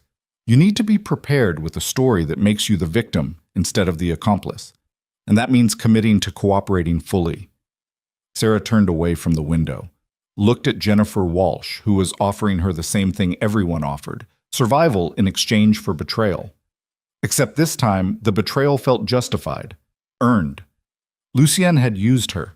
He'd known the FBI was closing in and he'd married her anyway, created a legal maze that trapped her, made her complicit in crimes she didn't understand, all while promising her power and protection and revenge that was always going to end like this, with her destroyed and him in handcuffs. What do I have to do? Sarah asked. Relief flickered across Jennifer's face. First, we call the FBI before they come for you. We tell them you're willing to cooperate. That puts you in control of the narrative from the start. Then tomorrow morning, you go to their field office and you give a statement. Everything you know, everything Elena taught you, everything Lucien said about his operations. And the money in the accounts? We argue you never accessed it. Never knew it existed beyond the initial $5 million outlined in your prenuptial agreement. We show that Lucien controlled everything, that you were a puppet, not a partner. The FBI will probably freeze all the accounts while the investigation continues. You won't see that money, but you also won't go to prison for it. Sarah thought about the past 3 weeks. The lessons, the preparation, Marcus teaching her how to read rooms, Elena explaining the architecture of an empire, Lucien watching her with those dark eyes and promising to make her powerful. All of it lies, all of it manipulation, all of it designed to use her one more time before discarding her when the FBI finally closed in. Make the call, Sarah said. Jennifer didn't hesitate. She picked up her phone and dialed a number she apparently had memorized, waited, then spoke with the kind of professional courtesy that came from doing this 100 times before. This is Jennifer Walsh representing Sarah DeLuca. My client wishes to cooperate fully with your investigation into Lucien DeLuca and his organization. We'd like to arrange voluntary surrender and a proffer session for tomorrow morning. Pause. Yes, Fasma. She's with me now. Yes, she understands the implications. We'll be at your field office at 8 a.m. She hung up. Hung po. Done, Jennifer said. You're officially cooperating. They won't arrest you tonight. But Sarah? She waited until Sarah met her eyes. Once you walk into that field office tomorrow, there's no going back. You'll be testifying against your husband, against his entire organization. People who were loyal to Lucien will consider you a traitor. Some of them are dangerous, very dangerous. You need to understand what you're agreeing to. I understand, Sarah said, but she didn't. Not really. She just understood that every choice she'd made for the past month had led here, to this office, with this lawyer, making this decision that felt less like survival and more like drowning in slow motion. Jennifer walked Sarah back downstairs. Marcus was waiting exactly where she'd left him, leaning against the Rolls-Royce with the kind of casual alertness that suggested he knew exactly how bad things had gotten. Take her back to the estate, Jennifer told Marcus. FBI won't come tonight, but stay with her. Don't let her access any computers or phones beyond what's necessary. Nothing that could be construed as destroying evidence or contacting Lucian's associates. Marcus nodded. He opened the car door for Sarah without comment. The drive back to the estate was silent. Sarah stared out the window at darkness and streetlights, and the empty feeling that came from realizing you'd spent 3 weeks becoming someone who didn't actually exist. Someone who was only ever meant to be a legal shield for a man who'd been planning his own arrest since the day he'd offered her a handkerchief outside the cathedral. When they finally pulled up to the estate, the house was dark except for a few security lights. Staff had apparently been told to make themselves scarce. The place felt abandoned, haunted by the ghost of what Sarah had briefly believed could be her life. Marcus walked her inside, checked the main rooms with professional thoroughness, stood in the foyer while Sarah kicked off her heels and felt the marble floor cold against her feet. "You should eat something," Marcus said. "I'm not hungry." "Eat anyway. Tomorrow's going to be worse."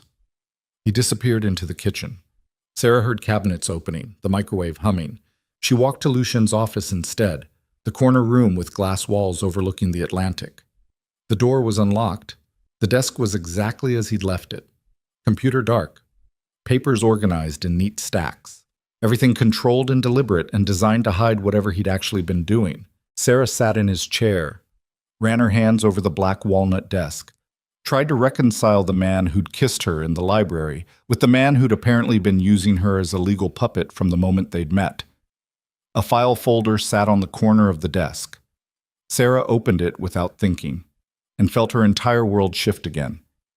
Inside were photographs, surveillance photos, of her, walking to the diner where she used to work, coming out of her apartment in Dorchester, standing at the bus stop, grocery shopping, living her life completely unaware someone was documenting her every move. The photos were dated. The earliest was from 7 months ago, long before the cathedral, long before Nathaniel, long before Sarah had any idea Lucian DeLuca existed. Her hands shook as she flipped through more photos. Her at the library, her at the laundromat, her sitting in a coffee shop with a book she'd borrowed because she couldn't afford to buy it. Someone had been watching her for 7 months, not weeks, not since Nathaniel's betrayal. 7 months. Beneath the photos were documents, background checks, financial records, interviews with people Sarah knew or used to know. Her former foster sister in Ohio who'd been paid $500 to answer questions about Sarah's childhood. An ex-boyfriend from community college who'd described her as sweet but damaged. A manager from the diner who'd called her hardworking but naive. Lucian hadn't just watched her. He'd studied her, profiled her, chosen her. Sarah's stomach turned. She flipped to the last page in the folder. It was a handwritten note. Lucien's handwriting. She recognized it from contracts she'd signed.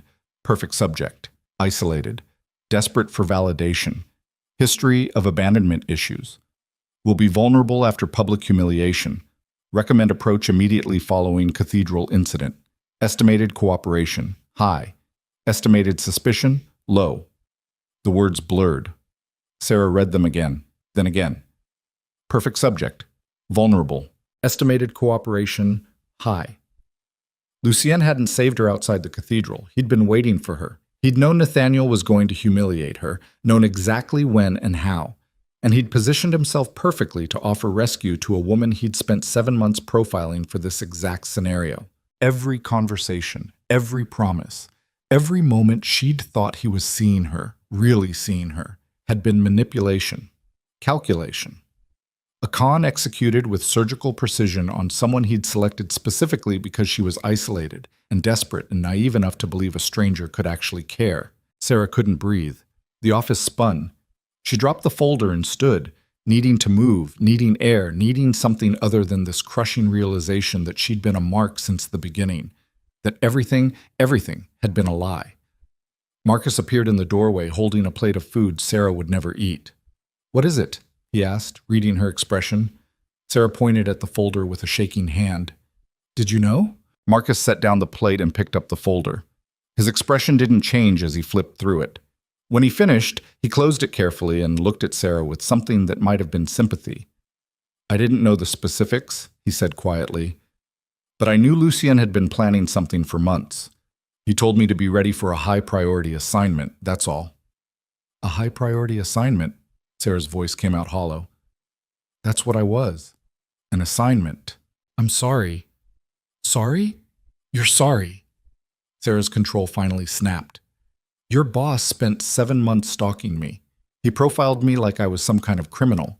He waited for me to be humiliated, and then he swooped in playing savior knowing exactly how desperate I'd be.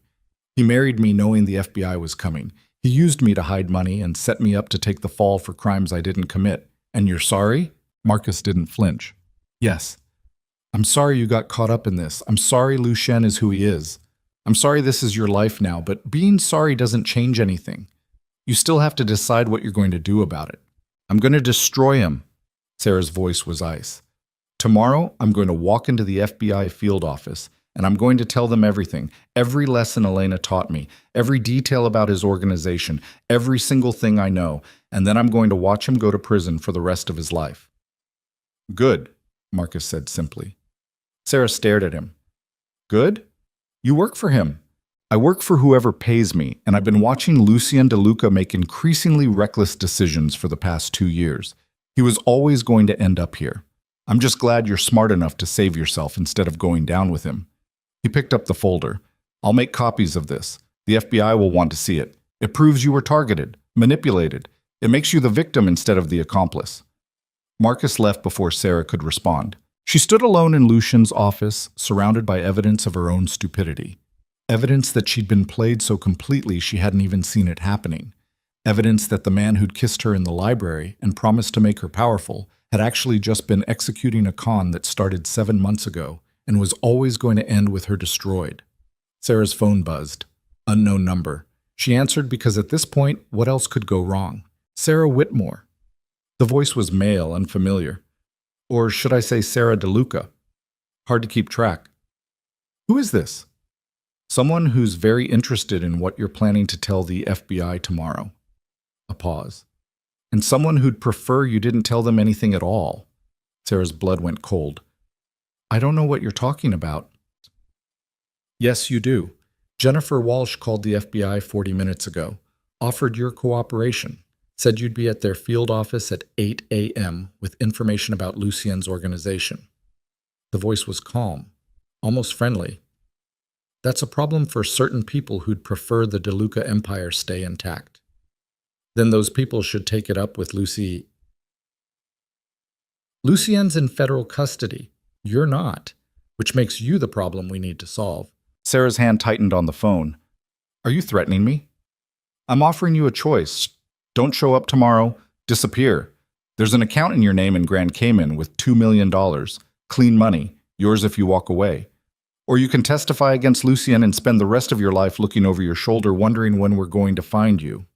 Who is we? People who've invested considerably in Lucien's operations. People who don't appreciate witnesses. People who make problems disappear when those problems threaten their interests. The voice hardened. You seem smart, Sarah. Smart enough to know that testifying against Lucien makes you a target for the rest of your life. Smart enough to take $2 million and disappear somewhere warm.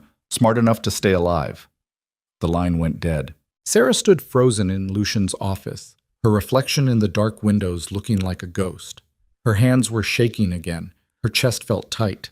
The casual cruelty in that voice, the certainty that she could be threatened and bought and scared into silence, made something in her chest crack open. Not fear, rage.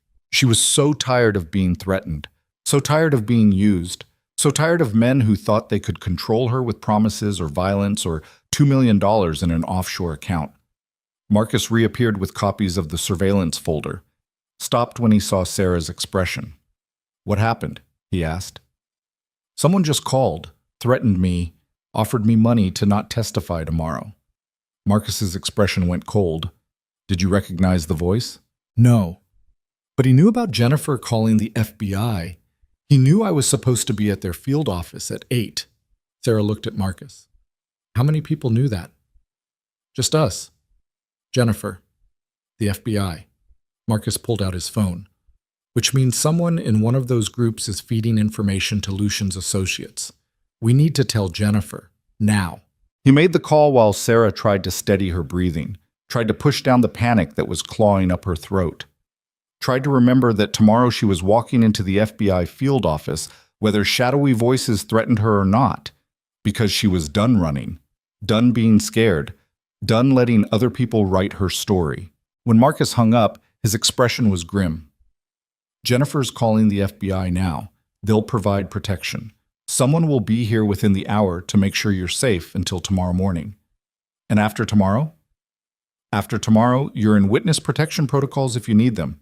New identity, new city, new life. Marcus studied her. But I don't think that's what you want. What I want, Sarah said quietly, is to look Lucien in the eye and ask him if any of it was real.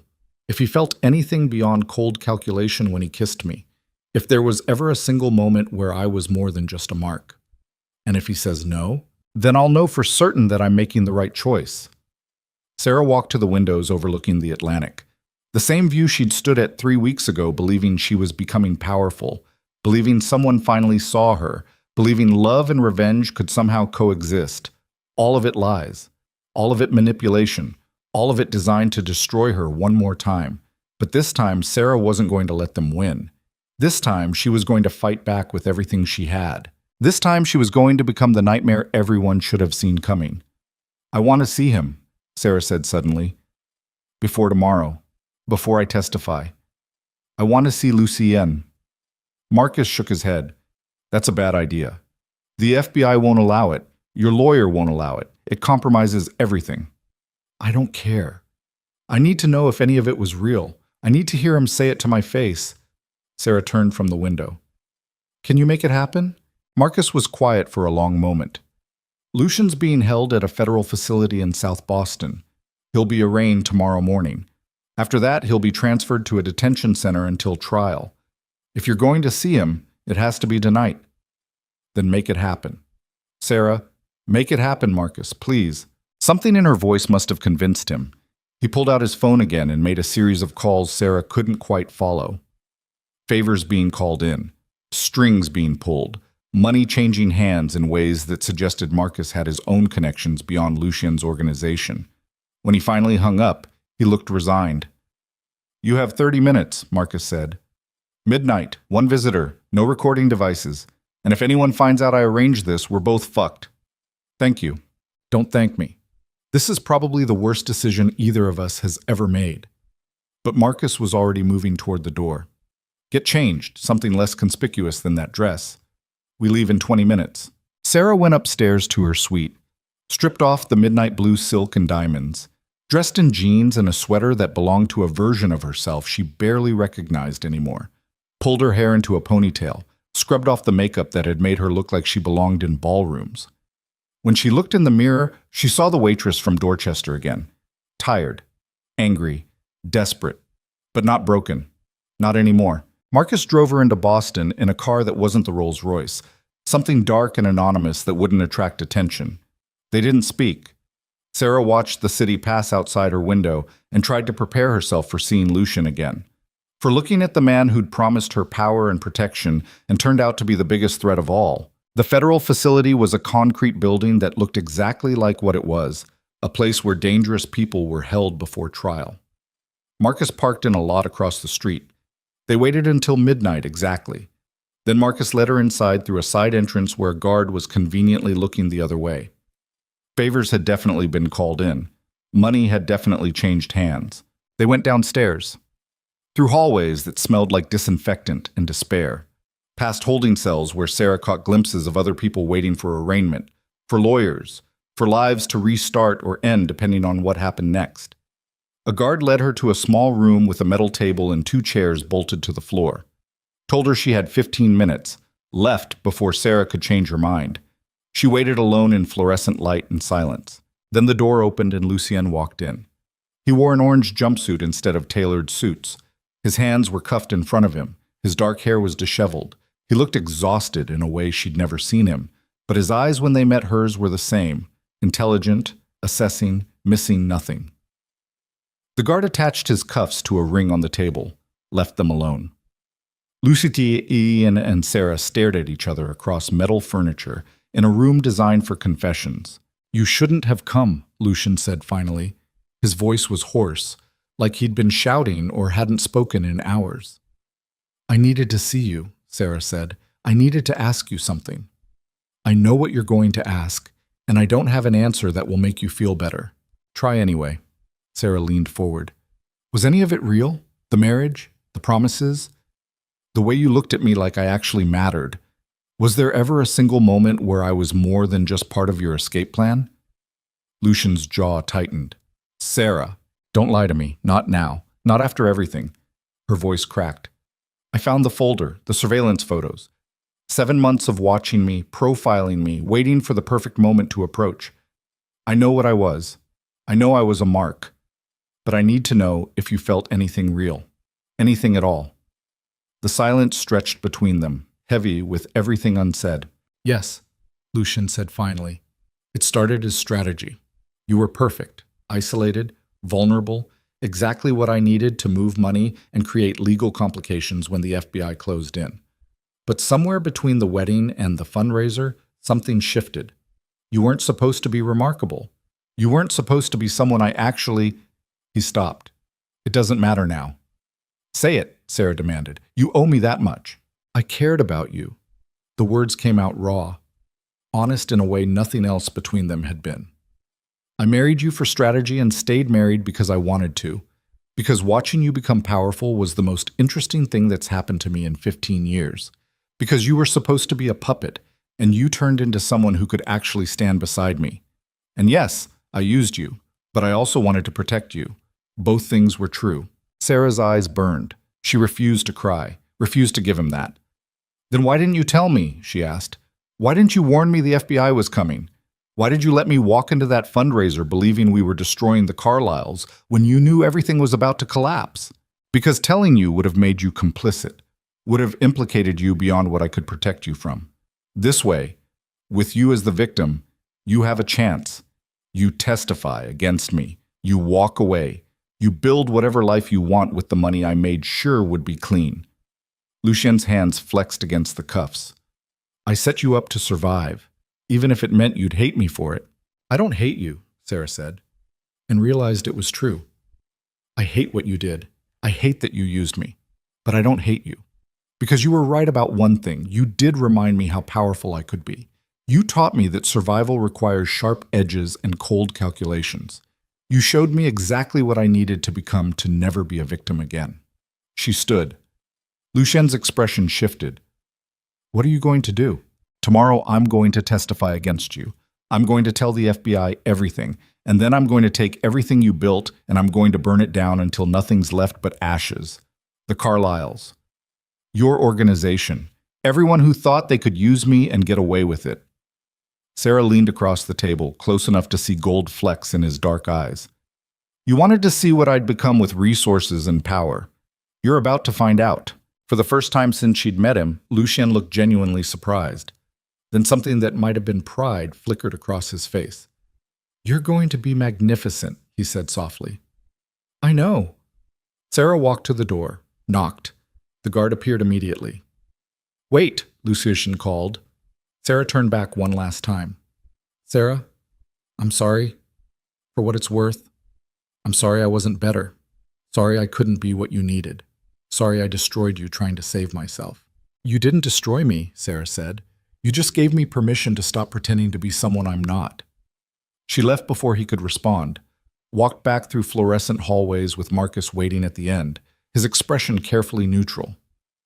"Get what you needed?" he asked. "Yes." They drove back to the estate in silence. Sarah stared out the window at Boston's skyline and felt something fundamental shift in her chest. Not closure, not healing, clarity. She'd spent a month believing other people held the power to save her or destroy her. Nathaniel, Lucien, the Carlyles, the FBI. All of them had controlled her narrative, written her story, decided what she was worth. Not anymore. Tomorrow she was walking into the FBI field office, but not as a victim, not as someone cooperating because she had no choice, as someone who'd decided exactly how this story ended. And it was going to end with everyone who'd underestimated her, realizing they'd made a catastrophic mistake. Back at the estate, FBI agents had arrived. Two of them waiting in the foyer with the kind of professional alertness that suggested they'd been briefed on the threats against Sarah. They'd stay until morning, make sure she made it to the field office alive. Sarah went upstairs to her suite, stripped off her clothes, stood under a shower hot enough to burn until her skin was red and her chest ached from crying she refused to let become sobs. When she finally emerged, wrapped in a robe that belonged to a life she was leaving behind, her phone showed 17 missed calls. Unknown numbers, blocked numbers. People trying to scare her into silence. Sarah deleted them all without listening. Then she typed out a text to Jennifer Walsh. Tomorrow, I'm not just testifying against Lucien, I'm testifying against everyone. The Carlyles, Thorne, anyone connected to this. I want full immunity, and I want protection to go after all of them. Jennifer's response came immediately. That's not how witness protection works. You testify against Lucien, that's the deal. Sarah typed back, then make a new deal. Because I'm not stopping until every single person who used me pays for it. And if the FBI won't help me do it legally, I'll find another way. Her phone rang seconds later. Jennifer, Sarah answered.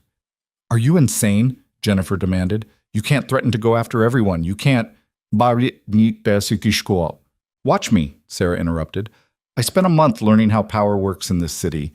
I know where bodies are buried. I know who owes whom. I know secrets that would destroy half the people at that fundraiser. And tomorrow I'm walking into your field office with a choice. Help me take them all down, or I'll do it myself and deal with the consequences. Sarah, listen to me. No, you listen to me. I'm done being the victim everyone wants me to be. I'm done cooperating quietly. I'm done letting other people write my story. Sarah's voice was ice. Tomorrow I become the nightmare Boston should have seen coming. You can either help me or get out of my way. She hung up before Jennifer could argue, dropped the phone on her bed and walked to the windows overlooking the Atlantic. The ocean raged against the cliffs below, indifferent to human drama. But Sarah wasn't indifferent anymore. She was angry, focused, ready to burn everything down and rebuild from the ashes. Lucien had wanted to see what she'd become with power. The Carlyles had wanted her to disappear quietly. The FBI wanted a cooperative witness who'd testify and vanish. They were all about to learn the same lesson. Sarah Whitmore was done being what other people needed her to be. Tomorrow, she was becoming exactly who she wanted to be. And God help anyone who stood in her way. Sarah didn't sleep. She spent the hours before dawn sitting at the window watching darkness give way to gray November light, her mind racing through everything she was about to do. Every name she'd memorized, every detail Elena had taught her about shell corporations and money flows, every conversation she'd overheard during those 3 weeks when she'd been too focused on revenge to realize she was being prepared as evidence. The FBI agents changed shifts at 6. New faces, same professional alertness. They made coffee in Lucien's kitchen and pretended not to watch her every move. Marcus appeared at 7 with clothes Jennifer had sent over, tailored pants, a cashmere sweater, coat that looked expensive but not ostentatious. Nothing that screamed wealth. Nothing that would make her look like Lucien's wife instead of his victim. Sarah dressed mechanically, pulled her hair into a low ponytail. No makeup beyond what made her look tired and human. She needed to walk into that field office looking like someone who'd been destroyed, not someone plotting revenge. Jennifer arrived at 7:30 in her own car, expression all business. We need to talk before we go, she said, pulling Sarah into Lucien's office. Away from the FBI agents, away from Marcus, just the two of them and the weight of what Sarah was about to do. I spoke with the assistant U.S. attorney overnight, Jennifer said. After your emphatic phone call, they're willing to expand the scope of your testimony beyond just Lucien, but there are conditions. What conditions? You testify about what you know, not what you suspect, not rumors or theories, hard facts you can prove. If you implicate people without evidence, it compromises the entire case and you lose immunity. Jennifer's expression was severe. That means you can't just walk in there and throw around names hoping something sticks. You need concrete information that leads to concrete charges. Sarah pulled out her phone, opened the Notes app where she'd spent the past 3 weeks documenting everything Elena had taught her. Names, dates, transaction details, the architecture of an empire she'd been studying like it was a graduate degree. I have evidence, Sarah said. Elena didn't just teach me theory, she showed me actual documents, bank records, emails, contracts. I memorized everything because I thought I was supposed to be part of this world. I didn't know I was supposed to be the witness who brought it down. Jennifer's eyes widened as she scrolled through Sarah's notes, page after page of detailed information about money laundering schemes, shell corporations, political bribes disguised as campaign donations. Not just Lucian's organization, the Carlyles, Gregory Thorne. A dozen other names Sarah had memorized without understanding their significance. This is... Jennifer looked up, her professional mask slipping into something like awe. This is enough to indict half of Boston's political elite. I know. Sarah's voice was flat. That's why I'm not just testifying against Lucian. I'm testifying against everyone who thought they could build empires on the backs of people like me and never face consequences. Sarah, you understand what you're doing? These aren't just criminals. These are people with resources, power, the kind of connections that make witnesses disappear. Good. Let them try. Sarah met Jennifer's eyes. I'm done being afraid. I'm done shrinking myself to make other people comfortable. If they come for me, I'll make sure taking me down costs them everything. Jennifer studied her for a long moment, then nodded slowly. All right, let's go burn it all down. The FBI field office was a concrete building in Chelsea that looked designed to crush hope. They entered through security that felt more invasive than airports, phones confiscated, metal detectors, guards who looked at Sarah like she was already guilty. Jennifer guided her through hallways painted institutional beige to a conference room on the 3rd floor. Inside, 3 people waited around a table covered in file folders and recording equipment. Assistant U.S. Attorney Rebecca Chen, early 40s, sharp suit, eyes that had seen every kind of criminal and developed immunity to bullshit. 2 FBI agents Sarah didn't recognize, all of them studying her with professional skepticism. Mrs. DeLuca, Chen said, not standing, thank you for coming in voluntarily. It's Ms. Whitmore, Sarah corrected. I'm not using his name anymore. Chen's expression flickered with something that might have been approval. Ms. Whitmore, then. Please, sit. Sarah sat. Jennifer beside her. Across the table, 3 people who would decide whether she walked out of here free or in handcuffs. Chen activated the recording equipment, stated date, time, names present, then looked at Sarah with the kind of focus that suggested she'd already formed opinions about who Sarah was and what she was worth. Let's start with how you met Lucian DeLuca, Chen said. Sarah told them everything. The cathedral, the humiliation, Lucian appearing with a handkerchief and an impossible offer, the drive to the hotel, the business card, her decision to call him the next day because she was so desperate for revenge she couldn't see she was walking into a different kind of trap.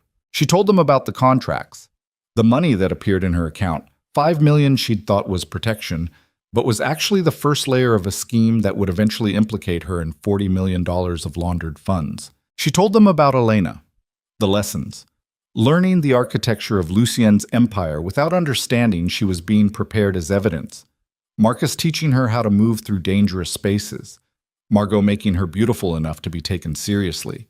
She told them about the wedding, the 3 weeks of preparation, the growing certainty that she was becoming powerful when she was actually just becoming complicit. And then she told them about the fundraiser, about walking into the Fairmont on Lucien's arm, about seeing Nathaniel's face, about the moment the FBI had surrounded them and Elena had revealed the truth, that Sarah had never been his wife, just his scapegoat. Chen listened without interrupting. The FBI agents took notes. Jennifer sat beside Sarah with protective intensity, ready to shut down any question that crossed lines they'd established. When Sarah finished, Chen leaned back in her chair. That's a compelling story, she said, and it makes you very sympathetic, but sympathy doesn't build cases. Evidence does. What can you actually give us beyond your personal experience? Sarah pulled out her phone, opened the Notes app, slid it across the table.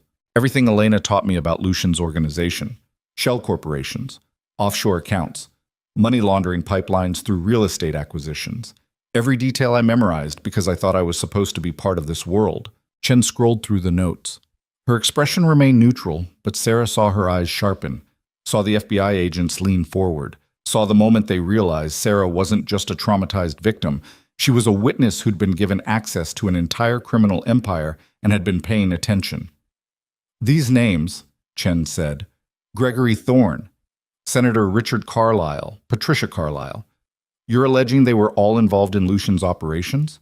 Not alleging, stating, Thorne facilitated connections between Lucian and politicians who needed money off the books. Senator Carlisle borrowed $12 million for his Senate campaign with no intention of paying it back because Lucian assured him the loan would be forgiven if certain political favors were granted. Patricia Carlisle knew about the arrangement and actively participated in covering it up. Can you prove any of this? Elena showed me bank records, emails, contracts. I don't have copies. I wasn't supposed to be gathering evidence, but I know where they're kept. Lucien's estate, his office, encrypted drives in a safe behind a painting of his mother. I can tell you exactly where to look. The room went silent.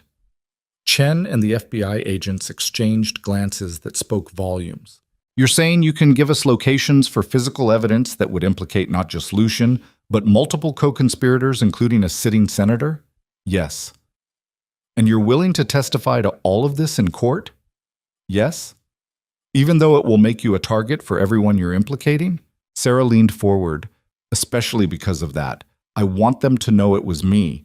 I want Senator Carlisle to watch his campaign collapse because the woman his son humiliated became the witness who destroyed him. I want Nathaniel to understand that discarding me was the worst decision his family ever made. I want everyone who thought I was forgettable to realize they created their own nightmare. Chen almost smiled. Almost. All right, Ms. Whitmore, let's talk immunity. You cooperate fully. You testify when called. You provide detailed information about everything you learned. In exchange, we grant you immunity from prosecution for any crimes you may have unknowingly participated in through your association with Lucien De Luca. And protection? Witness protection if needed. Though given your attitude, I suspect you won't want to disappear quietly. I don't. Sarah's voice was steel. I want to stay visible. I want them to see me rebuild my life while theirs collapse. I want to be the constant reminder that underestimating people has consequences. Noted. Chen pulled out documents. Sign these. They formalize your cooperation agreement. Then we'll send a team to the estate to secure the evidence you've identified. Sarah signed. Her hand didn't shake. Jennifer witnessed. The FBI agents processed paperwork with efficient speed. When it was done, Chen stood, extended her hand. Welcome to the winning side, Ms. Whitmore, she said. Let's destroy some empires. The next 6 weeks were a blur of depositions and evidence processing and watching dominoes fall. The FBI raided Lucien's estate and found exactly what Sarah said they would. Encrypted drives, documents, a paper trail that connected dozens of people to criminal enterprises they'd thought were safely hidden. Marcus cooperated immediately, providing additional testimony in exchange for reduced charges. Other members of Lucien's organization followed suit once they realized the empire was collapsing and loyalty meant nothing against federal prison sentences. Senator Carlisle's campaign imploded within a week.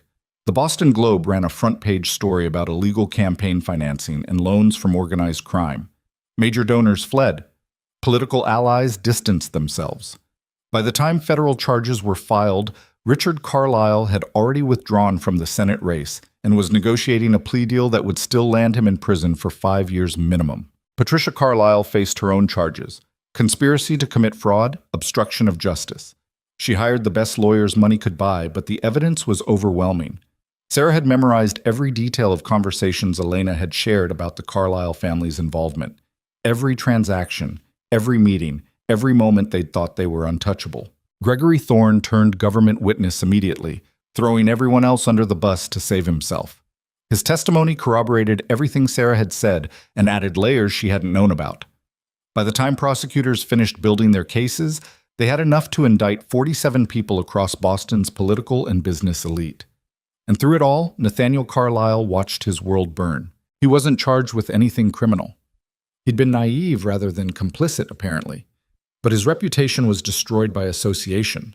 The golden heir to a political dynasty became the cautionary tale about families built on corruption. He couldn't get hired, couldn't show his face at events without cameras swarming, couldn't escape the narrative that he'd humiliated the wrong woman and she'd become the catalyst for his family's complete destruction. Sarah watched it all unfold from a townhouse in Back Bay that the FBI had secured for her safety. Not witness protection, not hiding, just strategic distance while trials proceeded and threats were neutralized. She enrolled in law school at Boston University, used the $5 million from her prenuptial agreement, the only money that was legitimately hers, to pay tuition and living expenses. Studied the same legal frameworks that had been used against her. Learned how power actually worked in the systems she'd been victimized by. Lucien's trial was scheduled for March. Sarah would be the prosecution's star witness. She'd sit on the stand and tell the same story she'd told Chen 6 weeks ago. But this time, Lucien would be sitting across the courtroom listening to his wife, his mark, his scapegoat, his catastrophic miscalculation, destroy him with the same precision he'd used to profile her. She almost looked forward to it. In February, Sarah received a letter. It came through her lawyer because she wasn't allowed direct contact with Lucien while he was awaiting trial. But somehow he'd found a way to reach her anyway. The envelope was simple. No return address, just her name and handwriting she recognized. Sarah opened it alone in her townhouse, standing at windows overlooking Back Bay with coffee going cold in her hand. The letter was short. Sarah, I know you won't forgive me. I'm not asking you to. But I need you to understand something before you testify. Everything I told you in that holding cell was true. You were supposed to be strategy, and you became someone I actually cared about. Someone I wanted to protect even when protecting you meant setting you up to destroy me. I've spent 15 years building an empire on violence and manipulation, but the 3 weeks with you were the first time I'd felt anything real since my mother died. You reminded me what it was like to care about someone beyond their usefulness. And yes, I used you. But I also loved you in the broken way men like me love. Desperately, destructively, too late to matter. You asked if any of it was real. The answer is yes. All of it. The marriage, the promises, the moments when I watched you become powerful and felt something close to pride. It was all real, even though it was also all manipulation. Both things existed simultaneously. That's what makes it tragic instead of just criminal. Testify. Destroy me. Send me to prison for the rest of my life. You'll be doing the world a favor. But know that somewhere in the wreckage of what I built, there was genuine feeling buried under layers of calculation. For what it's worth, and I know it's worth very little, I'm sorry. Not for getting caught. For never being the man you deserved. Lucien Sarah read the letter 3 times. Then she burned it in her kitchen sink and washed the ashes down the drain. Because even if it was true, even if Lucien had actually felt something real, it didn't change what he'd done. It didn't erase 7 months of surveillance. It didn't undo the manipulation. It didn't make using her as a scapegoat somehow romantic instead of criminal. Love wasn't an excuse. It was just another weapon men like Lucien used when all their other weapons failed. The trial began on a Monday in March. Sarah wore a navy suit that made her look professional and serious. Hair pulled back. Minimal makeup. She wanted the jury to see someone credible, not someone performing victimhood. The courtroom was packed with media and spectators hungry for the scandal that had consumed Boston's elite for months. Sarah walked to the witness stand with her spine straight and her hands steady, aware of every eye on her but no longer afraid of being seen. She was sworn in, stated her name, sat down in the witness box, and finally looked at Lucien. He sat at the defense table in a suit his lawyers had provided, looking nothing like the dangerous man who'd offered her revenge outside a cathedral. He looked tired, older, resigned to whatever came next. But when their eyes met, something flickered in his expression. Recognition, regret, maybe even the pride he'd mentioned in his letter. Sarah looked away first. The prosecutor, Rebecca Chen herself, approached the stand. "Ms. Whitmore," she began, "can you tell the jury how you met the defendant?" Sarah told them everything. Every detail from the cathedral to the fundraiser. Every lesson Elena had taught her. Every moment she'd believed she was becoming powerful when she was actually just being prepared as evidence. She spoke for 3 hours, interrupted only by objections from Lucien's lawyers that were mostly overruled. She described finding the surveillance photos, learning she'd been profiled for 7 months, realizing the man who'd promised to protect her had actually been setting her up to take the fall for crimes she didn't commit. And through it all, Lucien watched her with an expression Sarah couldn't quite read.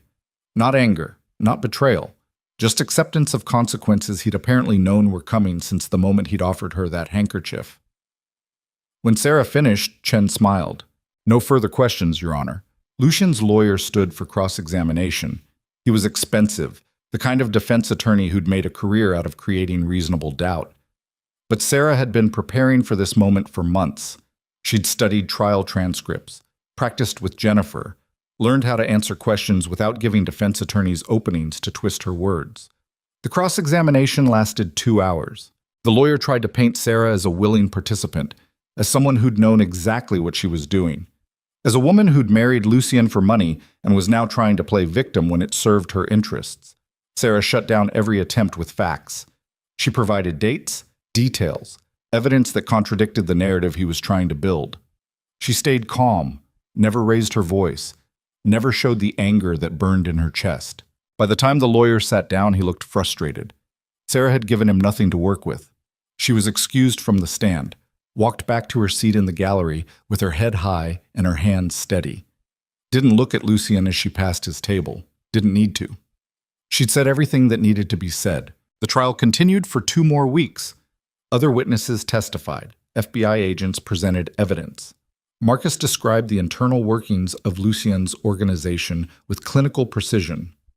Elena, who'd taken her own plea deal, explained how she'd prepared Sarah as evidence while making her believe she was being prepared for power.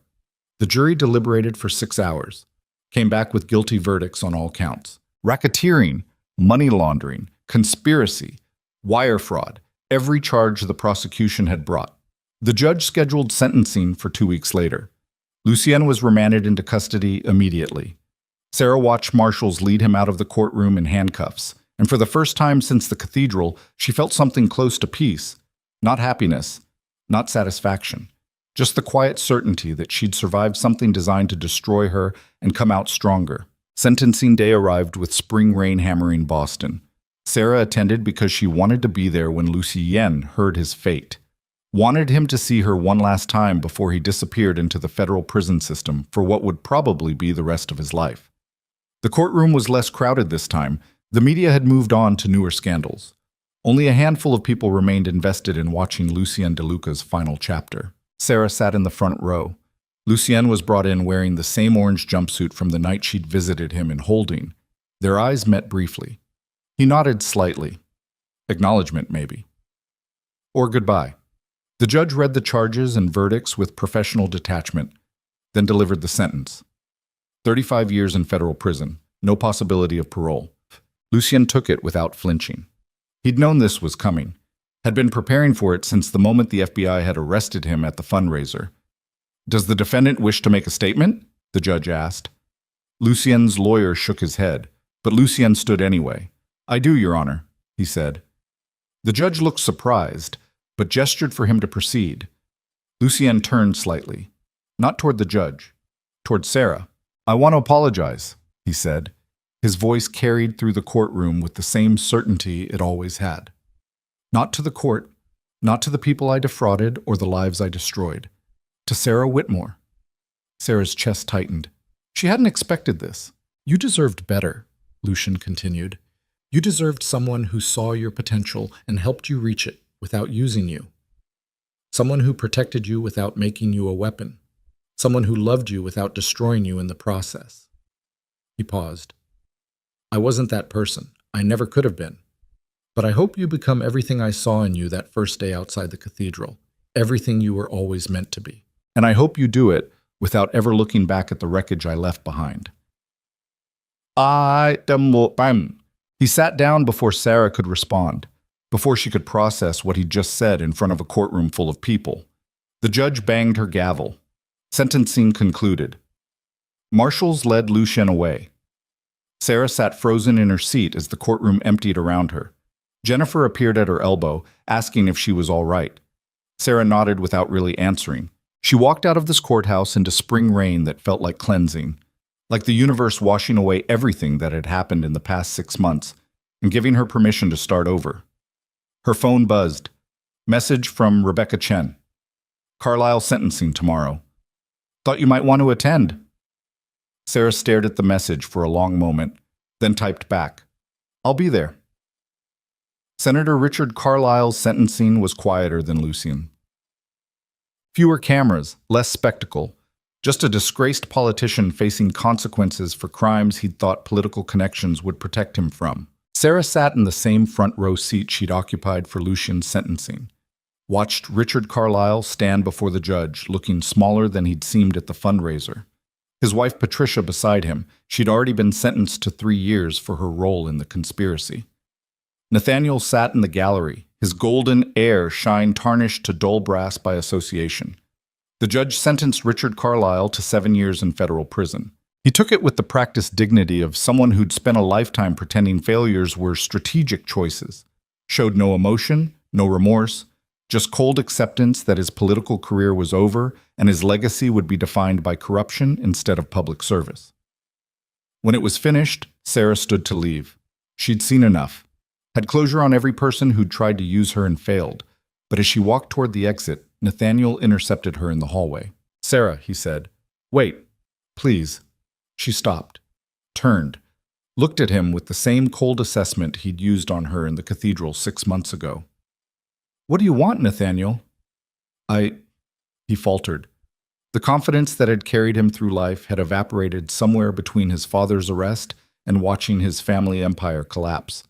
"I wanted to say I'm sorry for what I did, for how I treated you, for not seeing—" "Not seeing what?" Sarah interrupted. "Not seeing that I was a person who deserved basic respect? Not seeing that using me for political optics and then humiliating me on camera might have consequences? Not seeing that I'd become someone powerful enough to destroy your entire family?" Nathaniel flinched. "All of it. I'm sorry for all of it." "I don't care." Sarah's voice was flat, empty of emotion. "Your apology means nothing. It doesn't undo what you did. It doesn't erase the humiliation. It doesn't change the fact that you looked at me and saw someone disposable, someone beneath you, someone forgettable. I know, I needed you to know that I realized I was wrong, that you weren't beneath me, that I made the biggest mistake of my life When you what? When you used me? When you discarded me? Or when you underestimated what I'd become when I stopped trying to earn love from people who'd never give it?" Sarah stepped closer. "You didn't make a mistake, Nathaniel. You made a choice. And that choice revealed exactly who you are. Someone who values status over humanity. Someone who thinks apologies repair damage that goes soul deep. Someone who's still trying to make himself feel better by seeking forgiveness he'll never get." She turned to leave. Nathaniel grabbed her arm. "Please," he said. "I loved you. I did. I was weak. I let my family control me. I let their expectations matter more than what I actually wanted.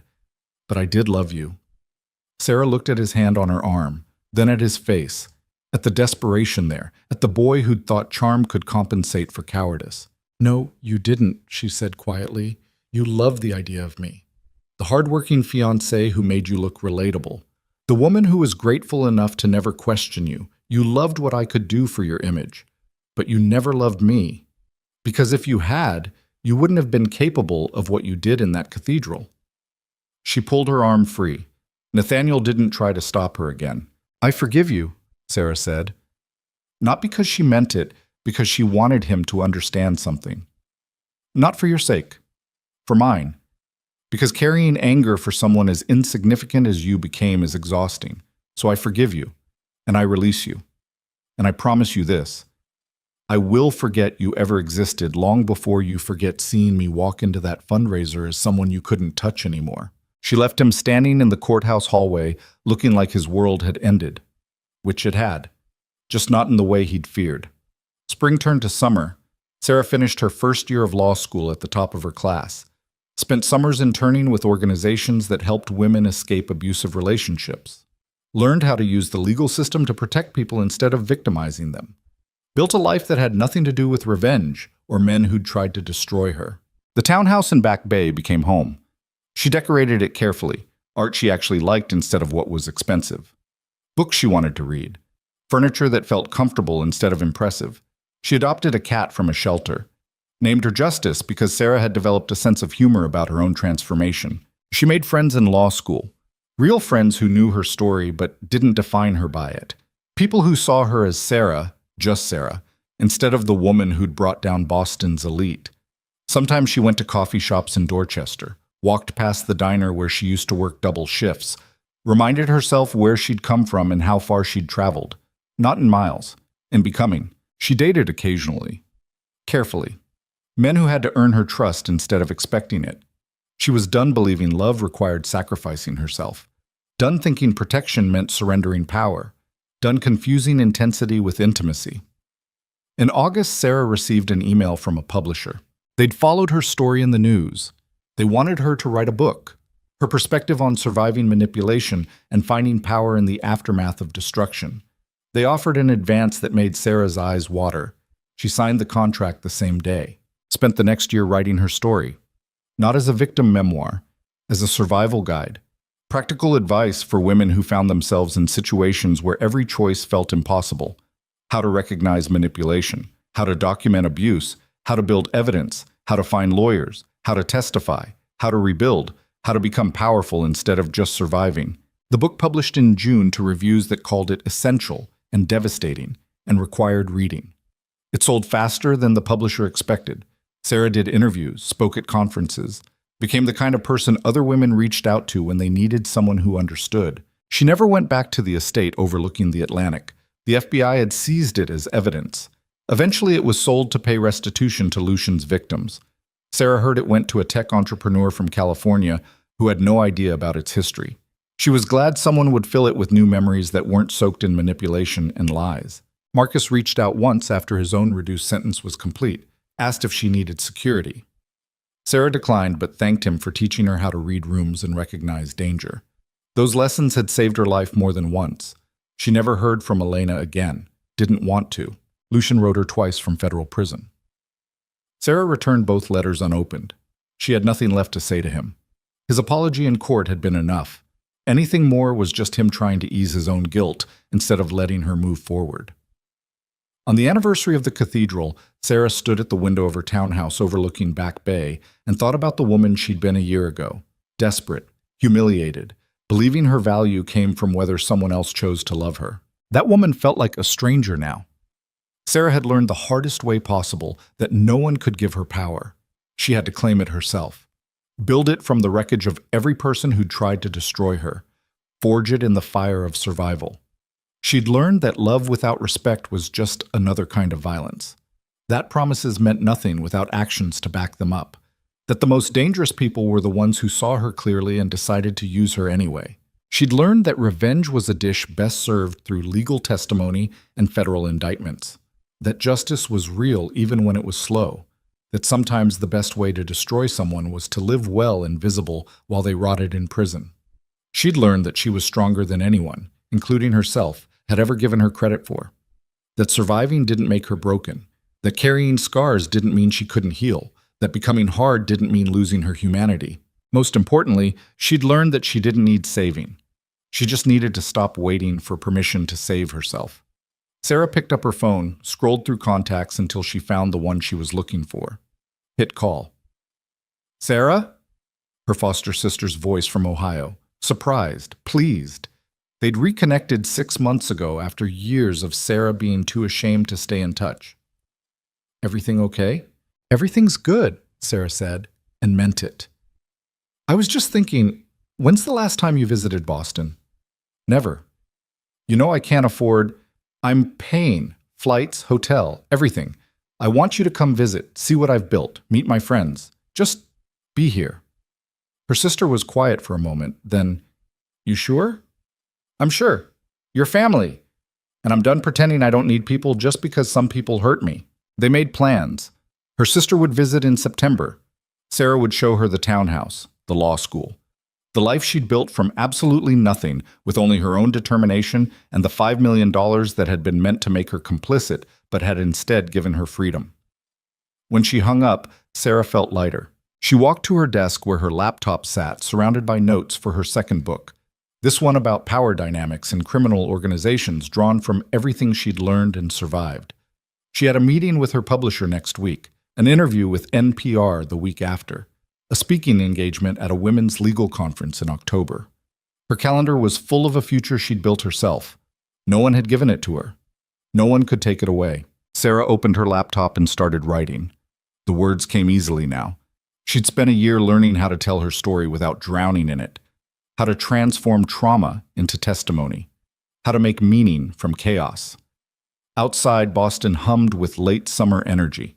The city that had destroyed her twice had eventually given her the tools to rebuild. Not because it was kind, because she'd refused to stay broken.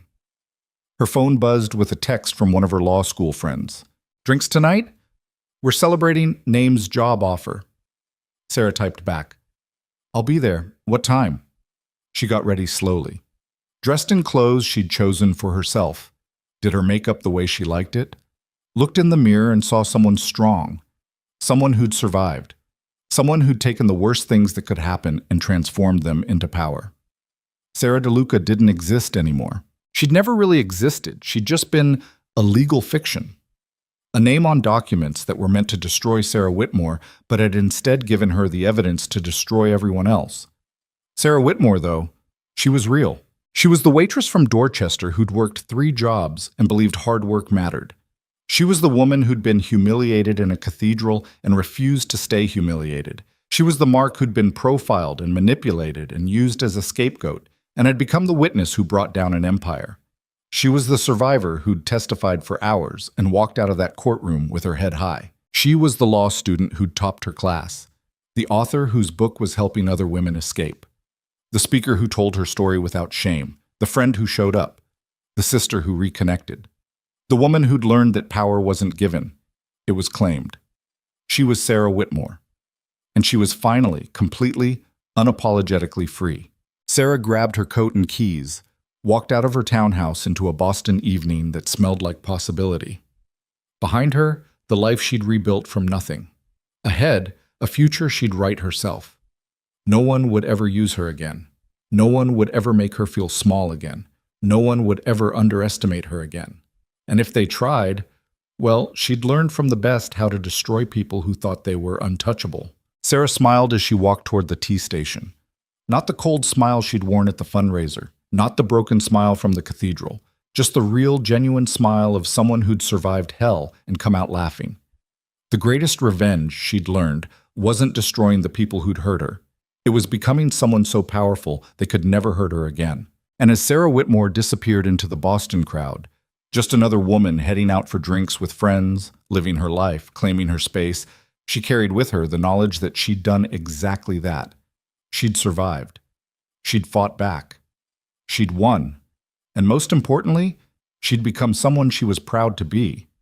Not because someone else had seen her potential, but because she'd finally given herself permission to be extraordinary.